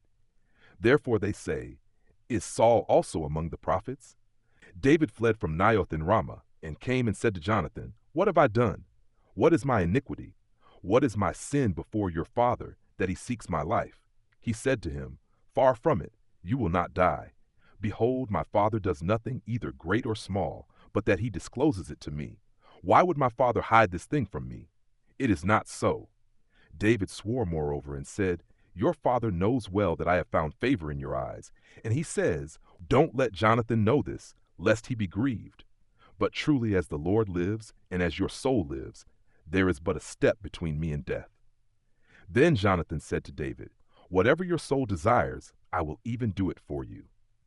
David said to Jonathan, Behold, tomorrow is the new moon, and I should not fail to dine with the king. But let me go, that I may hide myself in the field to the third day at evening. If your father misses me at all, then say, David earnestly asked leave of me that he might run to Bethlehem his city, for it is the yearly sacrifice there for all the family. If he says, It is well, your servant shall have peace, but if he is angry, then know that evil is determined by him. Therefore deal kindly with your servant, for you have brought your servant into a covenant of the Lord with you. But if there is iniquity in me, kill me yourself, for why should you bring me to your father? Jonathan said, Far be it from you, for if I should at all know that evil were determined by my father to come on you, then wouldn't I tell you that? Then David said to Jonathan, Who will tell me if your father answers you roughly? Jonathan said to David, Come, let's go out into the field. They both went out into the field. Jonathan said to David, By the Lord, the God of Israel, when I have sounded out my father about this time tomorrow, or the third day, behold, if there is good toward David, won't I then send to you and disclose it to you? The Lord do so to Jonathan, and more also, should it please my father to do you evil, if I don't disclose it to you and send you away, that you may go in peace. May the Lord be with you as he has been with my father.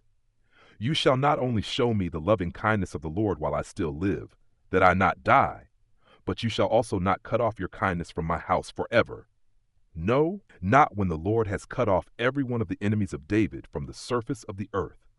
So Jonathan made a covenant with David's house, saying, The Lord will require it at the hand of David's enemies. Jonathan caused David to swear again, for the love that he had to him, for he loved him as he loved his own soul. Then Jonathan said to him, Tomorrow is the new moon, and you will be missed, because your seat will be empty. When you have stayed 3 days, go down quickly and come to the place where you hid yourself when this started, and remain by the stone easel. I will shoot 3 arrows on its side, as though I shot at a mark. Behold, I will send the boy, saying, Go find the arrows. If I tell the boy, Behold, the arrows are on this side of you, take them, then come, for there is peace to you and no danger, as the Lord lives. But if I say this to the boy, Behold, the arrows are beyond you, then go your way, for the Lord has sent you away. Concerning the matter which you and I have spoken of, behold, the Lord is between you and me forever. So David hid himself in the field. When the new moon had come, the king sat himself down to eat food. The king sat on his seat, as at other times, even on the seat by the wall. And Jonathan stood up, and Abner sat by Saul's side, but David's place was empty. Nevertheless, Saul didn't say anything that day, for he thought, Something has happened to him. He is not clean. Surely he is not clean. On the next day after the new moon, the second day, David's place was empty. Saul said to Jonathan his son, Why did the son of Jesse come to eat either yesterday or today? Jonathan answered Saul, David earnestly asked permission of me to go to Bethlehem. He said, Please let me go, for our family has a sacrifice in the city. My brother has commanded me to be there. Now if I have found favor in your eyes, please let me go away and see my brothers. Therefore he has not come to the king's table. Then Saul's anger burned against Jonathan, and he said to him, You son of a perverse, rebellious woman, don't I know that you have chosen the son of Jesse to your own shame, and to the shame of your mother's nakedness? For as long as the son of Jesse lives on the earth, you will not be established, nor will your kingdom. Therefore now send and bring him to me, for he shall surely die. Jonathan answered Saul his father, and said to him, Why should he be put to death? What has he done? Saul cast his spear at him to strike him. By this Jonathan knew that his father was determined to put David to death. So Jonathan arose from the table in fierce anger, and ate no food the second day of the month, for he was grieved for David, because his father had treated him shamefully. In the morning, Jonathan went out into the field at the time appointed with David, and a little boy with him. He said to his boy, Run, find now the arrows which I shoot. As the boy ran, he shot an arrow beyond him. When the boy had come to the place of the arrow which Jonathan had shot, Jonathan cried after the boy and said, "Isn't the arrow beyond you?" Jonathan cried after the boy, "Go fast, hurry, don't delay." Jonathan's boy gathered up the arrows and came to his master.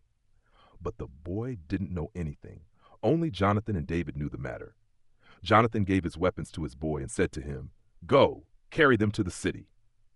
As soon as the boy was gone, David arose out of the south and fell on his face to the ground and bowed himself 3 times. They kissed one another and wept with one another, and David wept the most. Jonathan said to David, "Go in peace, because we have both sworn in the Lord's name, saying, 'The Lord is between me and you, and between my offspring and your offspring forever.'" He arose and departed, and Jonathan went into the city. Then David came to Nob to Ahimelech the priest. Ahimelech came to meet David trembling and said to him, "Why are you alone, and no man with you?" David said to Ahimelech the priest, "The king has commanded me to do something, and has said to me, 'Let no one know anything about the business about which I send you, and what I have commanded you. I have sent the young men to a certain place. Now therefore, what is under your hand? Please give me 5 loaves of bread in my hand, or whatever is available." The priest answered David and said, "I have no common bread, but there is holy bread, if only the young men have kept themselves from women." David answered the priest and said to him, "Truly, women have been kept from us as usual these 3 days. When I came out, the vessels of the young men were holy, though it was only a common journey. How much more then today shall their vessels be holy?" So the priest gave him holy bread, for there was no bread there but the show bread that was taken from before the Lord, to be replaced with hot bread in the day when it was taken away. Now a certain man of the servants of Saul was there that day, detained before the Lord, and his name was Doeg the Edomite, the best of the herdsmen who belonged to Saul. David said to Ahimelech, "Isn't there here under your hand spear or sword? For I haven't brought my sword or my weapons with me, because the king's business required haste."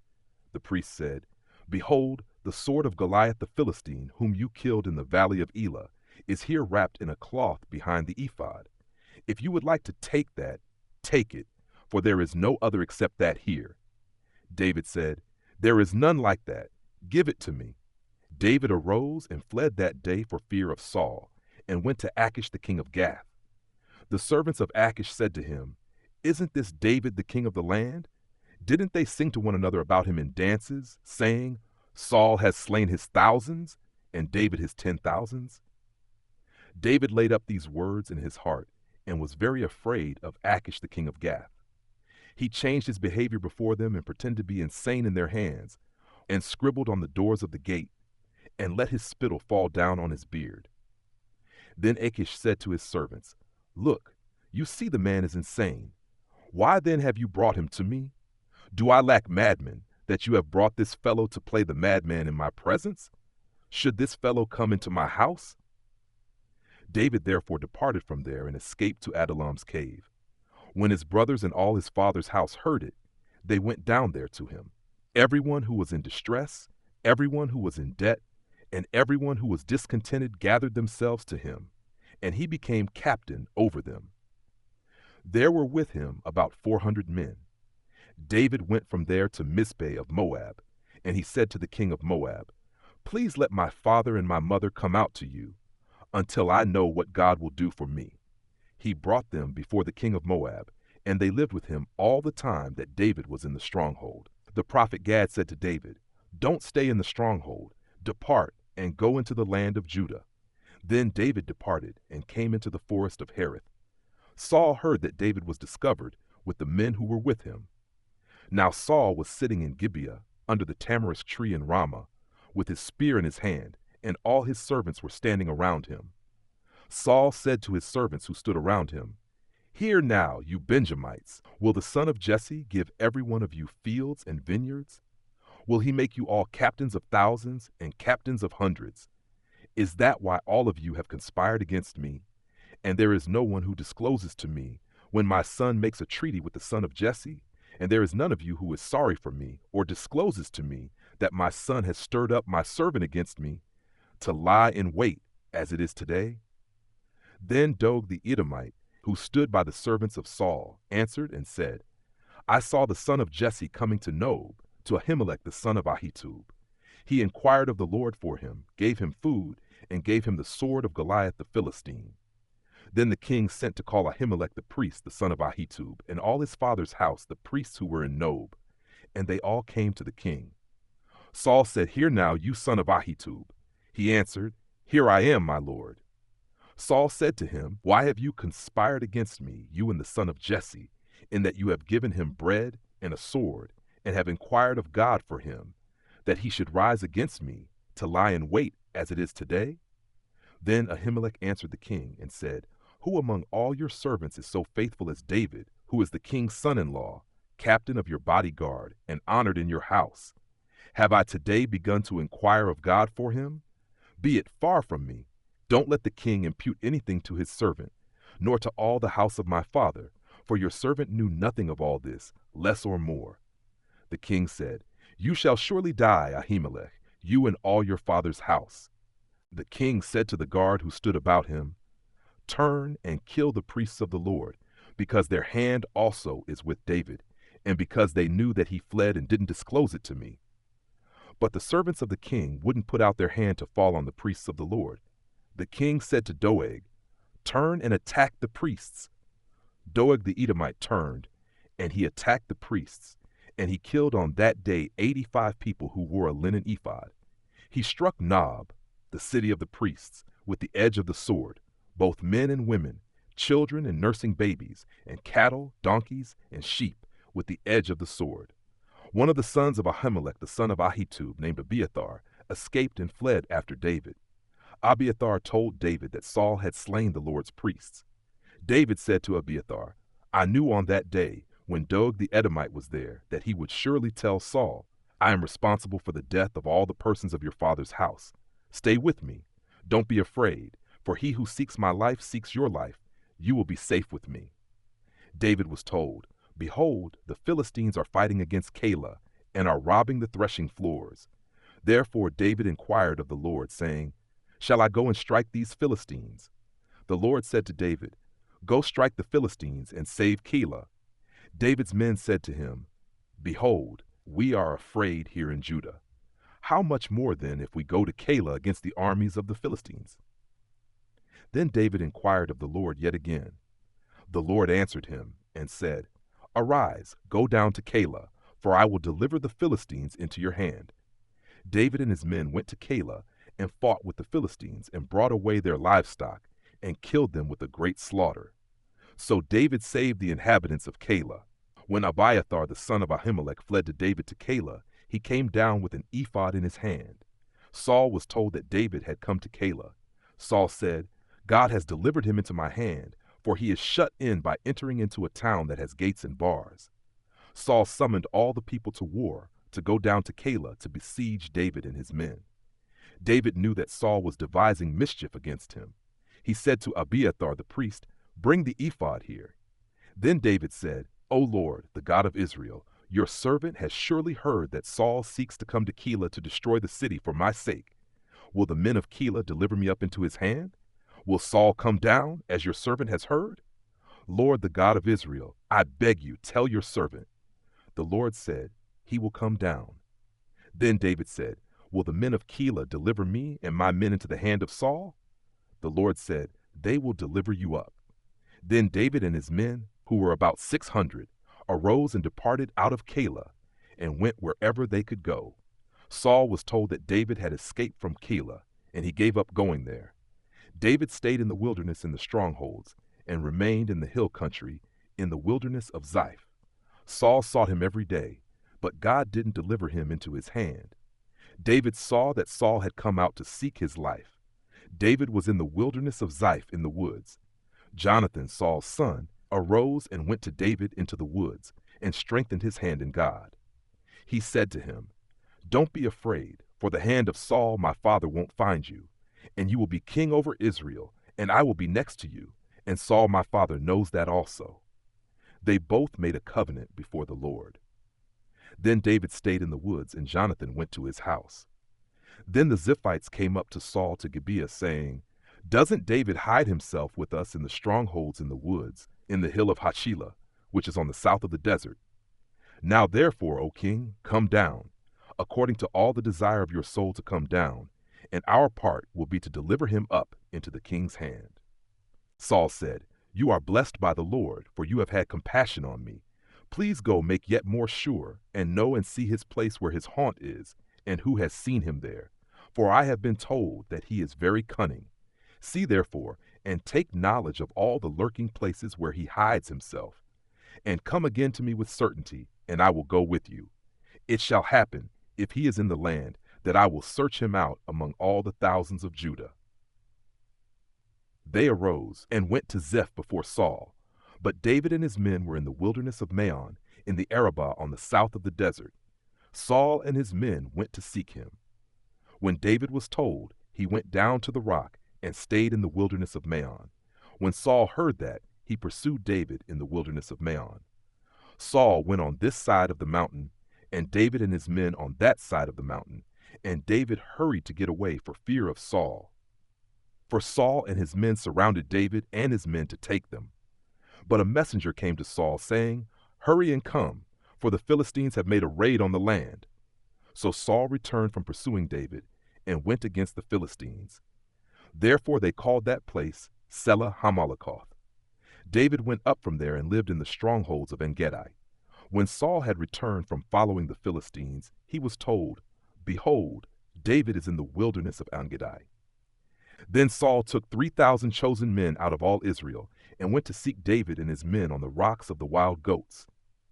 He came to the sheep pens by the way, where there was a cave, and Saul went in to relieve himself. Now David and his men were staying in the innermost parts of the cave. David's men said to him, "Behold, the day of which the Lord said to you, Behold, I will deliver your enemy into your hand, and you shall do to him as it shall seem good to you." Then David arose and cut off the skirt of Saul's robe secretly. Afterward, David's heart struck him because he had cut off Saul's skirt. He said to his men, "The Lord forbid that I should do this thing to my Lord, the Lord's anointed, to stretch out my hand against him, since he is the Lord's anointed." So David checked his men with these words, and didn't allow them to rise against Saul. Saul rose up out of the cave and went on his way. David also arose afterward, and went out of the cave and cried after Saul, saying, "My lord the king." When Saul looked behind him, David bowed with his face to the earth and showed respect. David said to Saul, "Why do you listen to men's words, saying, Behold, David seeks to harm you? Behold, today your eyes have seen how the Lord had delivered you today into my hand in the cave. Some urged me to kill you, but I spared you. I said, I will not stretch out my hand against my Lord, for he is the Lord's anointed. Moreover, my father, behold, yes, see the skirt of your robe in my hand. For in that I cut off the skirt of your robe and didn't kill you. Know and see that there is neither evil nor disobedience in my hand. I have not sinned against you, though you hunt for my life to take it. May the Lord judge between me and you, and may the Lord avenge me of you.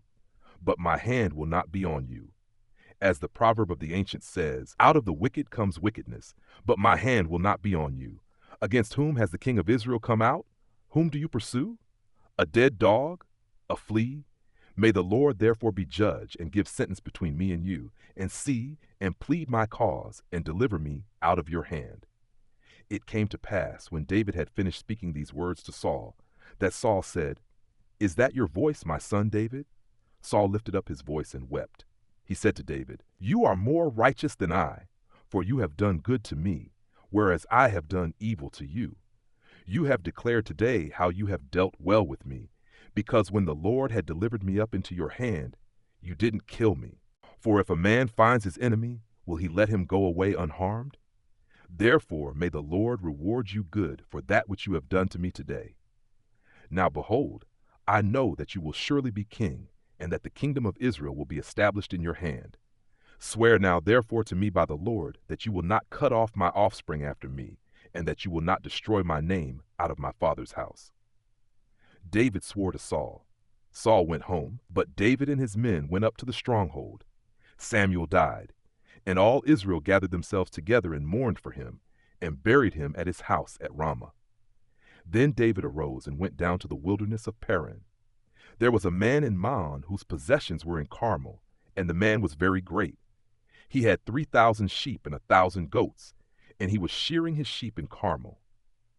Now the name of the man was Nabal, and the name of his wife Abigail. This woman was intelligent and had a beautiful face, but the man was surly and evil in his doings. He was of the house of Caleb. David heard in the wilderness that Nabal was shearing his sheep. David sent 10 young men, and David said to the young men, "Go up to Carmel, and go to Nabal, and greet him in my name. Tell him, long life to you, peace be to you, peace be to your house, peace be to all that you have. Now I have heard that you have shearers. Your shepherds have now been with us, and we didn't harm them. Nothing was missing from them all the time they were in Carmel. Ask your young men, and they will tell you.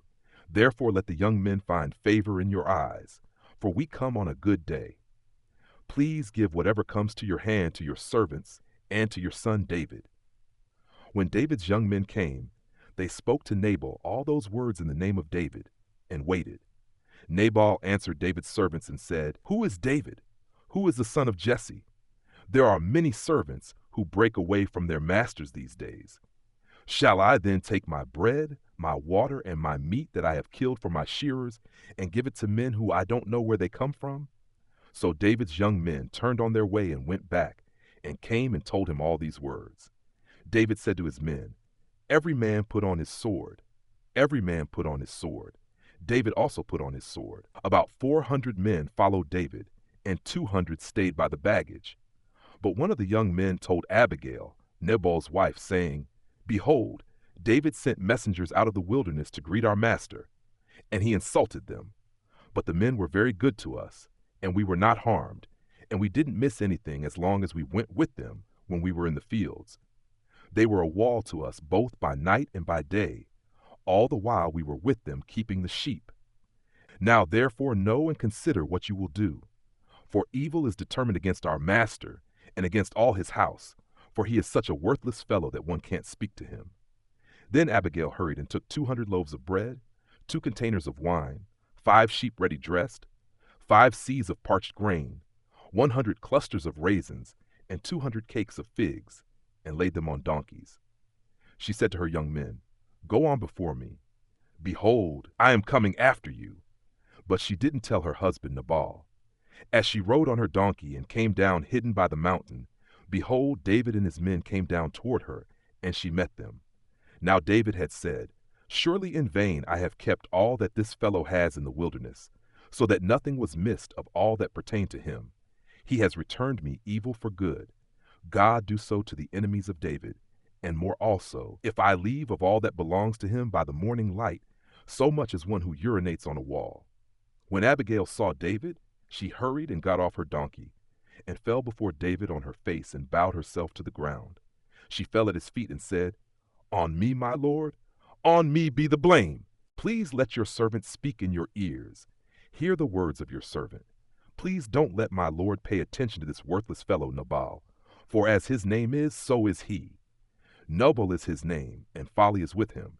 But I, your servant, didn't see my lord's young men whom you sent. Now therefore, my lord, as the Lord lives and as your soul lives, since the Lord has withheld you from blood guiltiness and from avenging yourself with your own hand, now therefore let your enemies and those who seek evil to my lord be as Nabal. Now this present which your servant has brought to my lord, let it be given to the young men who follow my lord.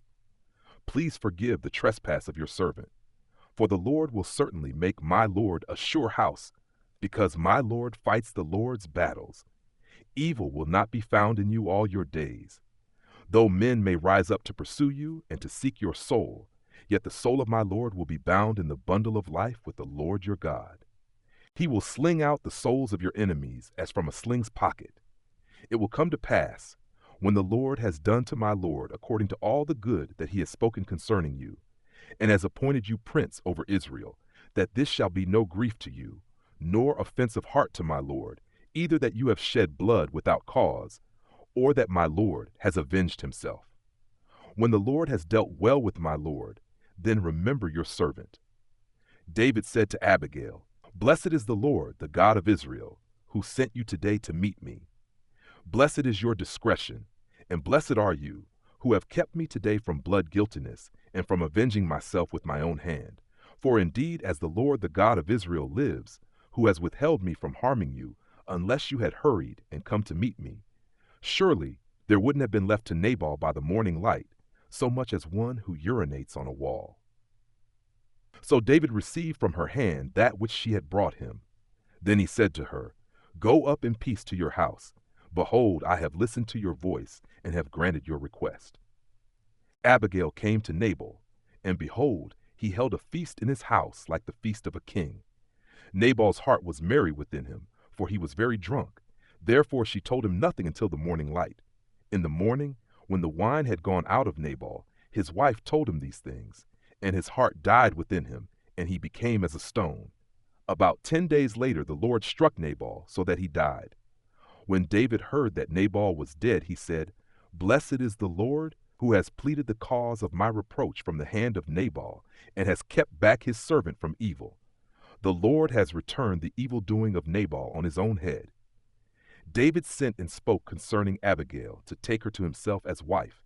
When David's servants had come to Abigail to Carmel, they spoke to her, saying, "David has sent us to you, to take you to him as wife." She arose and bowed herself with her face to the earth, and said, "Behold, your servant is a servant to wash the feet of the servants of my lord." Abigail hurriedly arose and rode on a donkey with her 5 maids who followed her, and she went after the messengers of David and became his wife. David also took Ahinoam of Jezreel, and they both became his wives. Now Saul had given Michal his daughter, David's wife, to Palti the son of Lash, who was of Gallim. The Ziphites came to Saul to Gibeah, saying, "Doesn't David hide himself in the hill of Hachilah, which is before the desert?" Then Saul arose and went down to the wilderness of Ziph, having 3,000 chosen men of Israel with him, to seek David in the wilderness of Ziph. Saul encamped in the hill of Hachilah, which is before the desert, by the way. But David stayed in the wilderness, and he saw that Saul came after him into the wilderness. David therefore sent out spies and understood that Saul had certainly come. Then David arose and came to the place where Saul had encamped, and David saw the place where Saul lay, with Abner the son of Ner, the captain of his army. Saul lay within the place of the wagons, and the people were encamped around him. Then David answered and said to Ahimelech the Hittite and to Abishai the son of Zeruiah, brother of Joab, saying, "Who will go down with me to Saul to the camp?" Abishai said, "I will go down with you." So David and Abishai came to the people by night, and behold, Saul lay sleeping within the place of the wagons, with his spear stuck in the ground at his head, and Abner and the people lay around him. Then Abishai said to David, "God has delivered up your enemy into your hand today. Now therefore, please let me strike him with the spear to the earth at one stroke, and I will not strike him the second time." David said to Abishai, "Don't destroy him, for who can stretch out his hand against the Lord's anointed and be guiltless?" David said, "As the Lord lives, the Lord will strike him, or his day shall come to die, or he shall go down into battle and perish. The Lord forbid that I should stretch out my hand against the Lord's anointed, but now please take the spear that is at his head and the jar of water, and let's go." So David took the spear and the jar of water from Saul's head, and they went away. No man saw it or knew it, nor did any awake, for they were all asleep, because a deep sleep from the Lord had fallen on them. Then David went over to the other side and stood on the top of the mountain far away, a great space being between them. And David cried to the people and to Abner the son of Ner, saying, "Don't you answer, Abner?" Then Abner answered, "Who are you who calls to the king?" David said to Abner, "Aren't you a man? Who is like you in Israel? Why then have you not kept watch over your lord the king? For one of the people came in to destroy your lord the king. This thing isn't good that you have done. As the Lord lives, you are worthy to die, because you have not kept watch over your lord, the Lord's anointed. Now see where the king's spear is, and the jar of water that was at his head."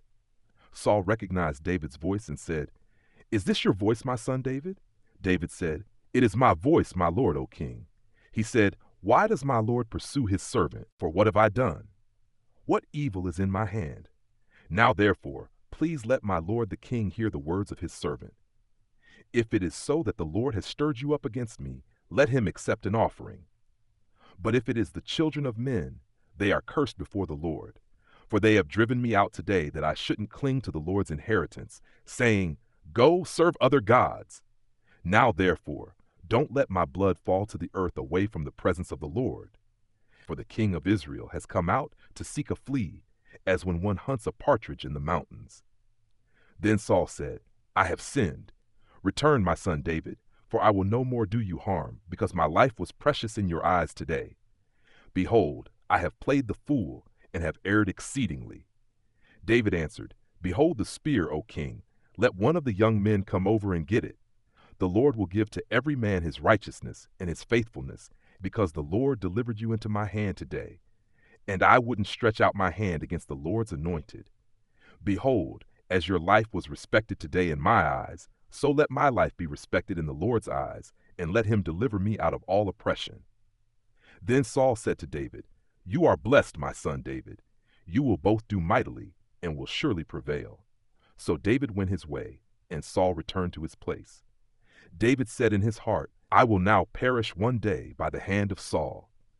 There is nothing better for me than that I should escape into the land of the Philistines, and Saul will despair of me to seek me any more in all the borders of Israel, so I will escape out of his hand.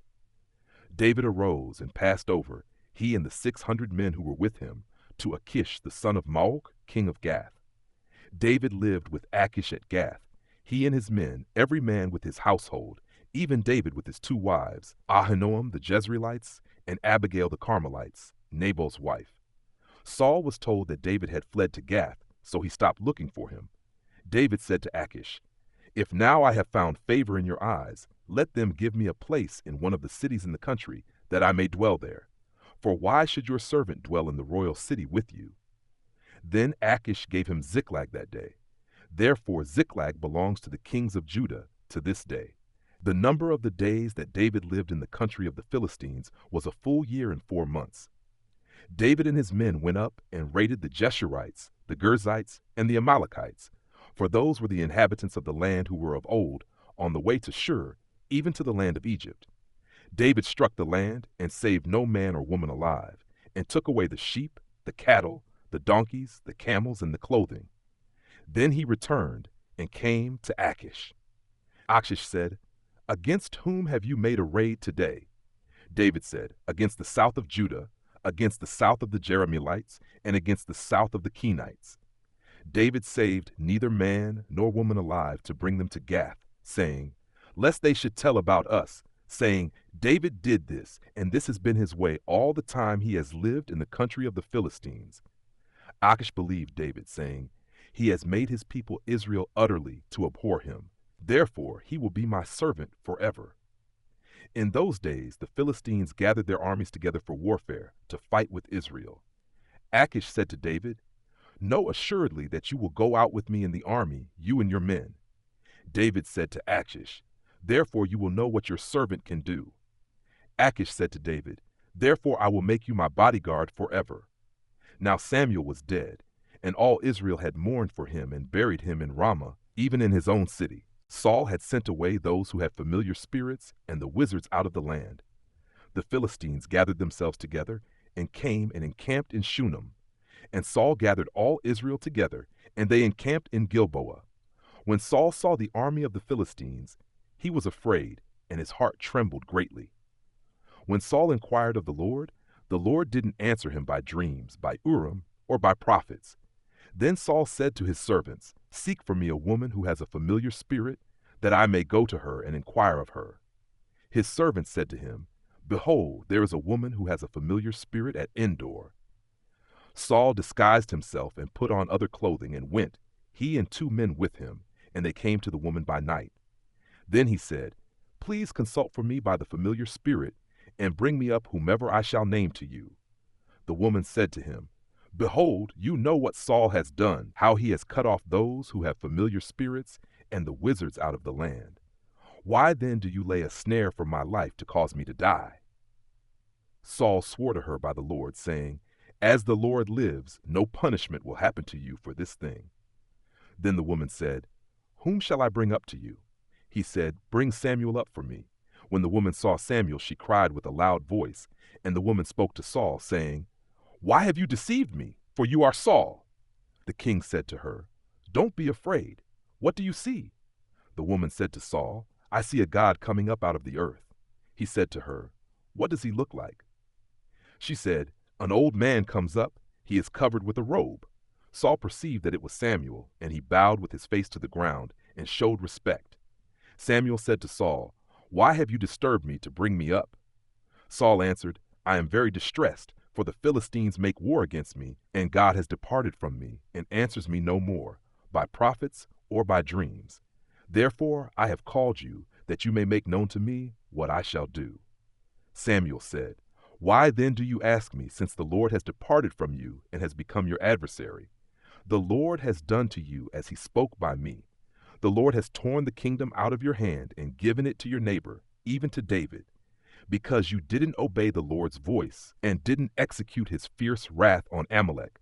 Therefore the Lord has done this thing to you today. Moreover, the Lord will deliver Israel also with you into the hand of the Philistines, and tomorrow you and your sons will be with me. The Lord will deliver the army of Israel also into the hand of the Philistines." Then Saul fell immediately his full length on the earth and was terrified because of Samuel's words. There was no strength in him, for he had eaten no bread all day long or all night long.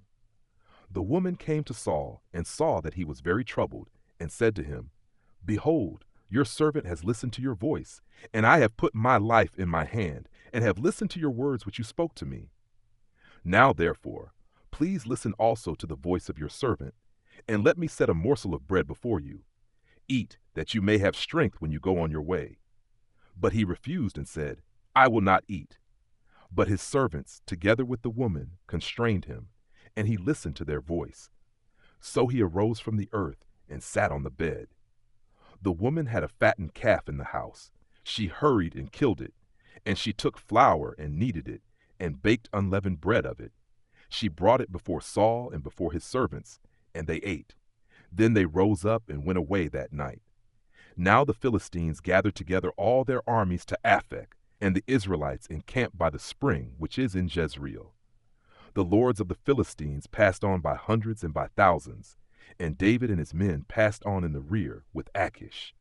Then the princes of the Philistines said, "What about these Hebrews?" Achish said to the princes of the Philistines, "Isn't this David, the servant of Saul, the king of Israel, who has been with me these days, or rather these years? I have found no fault in him since he fell away until today." But the princes of the Philistines were angry with him. And the princes of the Philistines said to him, "Make the man return, that he may go back to his place where you have appointed him, and let him not go down with us to battle, lest in the battle he become an adversary to us. For with what should this fellow reconcile himself to his Lord? Should it not be with the heads of these men? Isn't this David, of whom people sang to one another in dances, saying, 'Saul has slain his thousands, and David his 10,000s?'" Then Achish called David and said to him, "As the Lord lives, you have been upright, and your going out and your coming in with me in the army is good in my sight, for I have not found evil in you since the day of your coming to me to this day. Nevertheless, the lords don't favor you. Therefore now return and go in peace, that you not displease the lords of the Philistines." David said to Achish, "But what have I done? What have you found in your servant so long as I have been before you to this day, that I may not go and fight against the enemies of my lord the king?" Achish answered David, "I know that you are good in my sight as an angel of God. Notwithstanding, the princes of the Philistines have said, 'He shall not go up with us to the battle.' Therefore now rise up early in the morning with the servants of your Lord who have come with you, and as soon as you are up early in the morning and have light, depart." So David rose up early, he and his men, to depart in the morning, to return into the land of the Philistines, and the Philistines went up to Jezreel. When David and his men had come to Ziklag on the third day, the Amalekites had made a raid on the south and on Ziklag, and had struck Ziklag and burned it with fire, and had taken captive the women and all who were in it, both small and great. They didn't kill any, but carried them off and went their way. When David and his men came to the city, behold, it was burned with fire, and their wives, their sons, and their daughters were taken captive. Then David and the people who were with him lifted up their voice and wept until they had no more power to weep. David's 2 wives were taken captive, Ahinoam the Jezreelitess, and Abigail the wife of Nabal the Carmelite. David was greatly distressed, for the people spoke of stoning him, because the souls of all the people were grieved, every man for his sons and for his daughters. But David strengthened himself in the Lord his God. David said to Abiathar the priest, the son of Ahimelech, "Please bring the ephod here to me." Abiathar brought the ephod to David. David inquired of the Lord, saying, "If I pursue after this troop, will I overtake them?" He answered him, "Pursue, for you will surely overtake them, and will without fail recover all." So David went, he and the 600 men who were with him, and came to the brook Besor, where those who were left behind stayed. But David pursued, he and 400 men, for 200 stayed behind, who were so faint that they couldn't go over the brook Besor. They found an Egyptian in the field, and brought him to David, and gave him bread, and he ate, and they gave him water to drink. They gave him a piece of a cake of figs and 2 clusters of raisins. When he had eaten, his spirit came again to him, for he had eaten no bread, and drank no water for 3 days and 3 nights. David asked him, "To whom do you belong? Where are you from?" He said, "I am a young man of Egypt, servant to an Amalekite, and my master left me, because 3 days ago I got sick. We made a raid on the south of the Sherethites, and on that which belongs to Judah, and on the south of Caleb, and we burned Ziklag with fire." David said to him, "Will you bring me down to this troop?" He said, "Swear to me by God that you will not kill me and not deliver me up into the hands of my master, and I will bring you down to this troop." When he had brought him down, behold, they were spread around over all the ground, eating, drinking, and dancing, because of all the great plunder that they had taken out of the land of the Philistines and out of the land of Judah. David struck them from the twilight even to the evening of the next day. Not a man of them escaped from there, except 400 young men who rode on camels and fled. David recovered all that the Amalekites had taken, and David rescued his 2 wives. There was nothing lacking to them, neither small nor great, neither sons nor daughters, neither plunder nor anything that they had taken. David brought them all back. David took all the flocks and the herds, which they drove before those other livestock, and said, "This is David's plunder." David came to the 200 men, who were so faint that they could not follow David, whom also they had made to stay at the brook Besor, and they went out to meet David, and to meet the people who were with him. When David came near to the people, he greeted them. Then all the wicked men and worthless fellows of those who went with David answered and said, "Because they didn't go with us, we will not give them anything of the plunder that we have recovered, except to every man his wife and his children, that he may lead them away and depart." Then David said, "Do not do so, my brothers, with that which the Lord has given to us, who has preserved us and delivered the troop that came against us into our hand. Who will listen to you in this matter? For as his share is who goes down to the battle, so shall his share be who stays with the baggage. They shall share alike." It was so from that day forward that he made it a statute and an ordinance for Israel to this day. When David came to Ziklag, he sent some of the plunder to the elders of Judah, even to his friends, saying, "Behold, a present for you from the plunder of the Lord's enemies." He sent it to those who were in Bethel, to those who were in Ramoth of the south, to those who were in Jattir, to those who were in Aroer, to those who were in Siphmoth, to those who were in Eshtemoa, to those who were in Rakal, to those who were in the cities of the Jerahmeelites, to those who were in the cities of the Kenites, to those who were in Hormah, to those who were in Borashan, to those who were in Athak, to those who were in Hebron, and to all the places where David himself and his men used to stay. Now the Philistines fought against Israel, and the men of Israel fled from before the Philistines, and fell down slain on Mount Gilboa. The Philistines overtook Saul and his sons, and the Philistines killed Jonathan, Abinadab and Malchishua, the sons of Saul. The battle went hard against Saul, and the archers overtook him, and he was greatly distressed by reason of the archers. Then Saul said to his armor-bearer, "Draw your sword, and thrust me through with it, lest these uncircumcised come and thrust me through and abuse me." But his armor-bearer would not, for he was terrified. Therefore Saul took his sword and fell on it.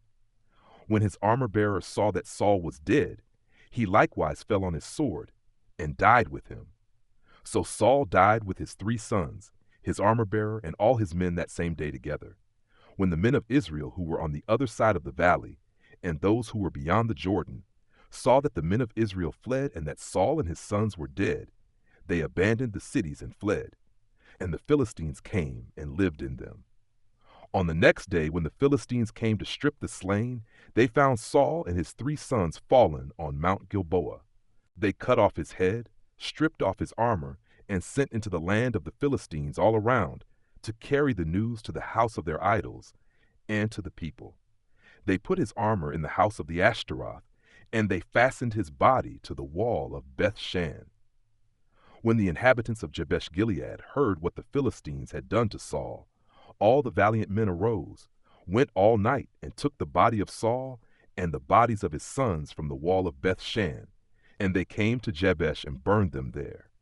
They took their bones and buried them under the tamarisk tree in Jabesh, and fasted 7 days.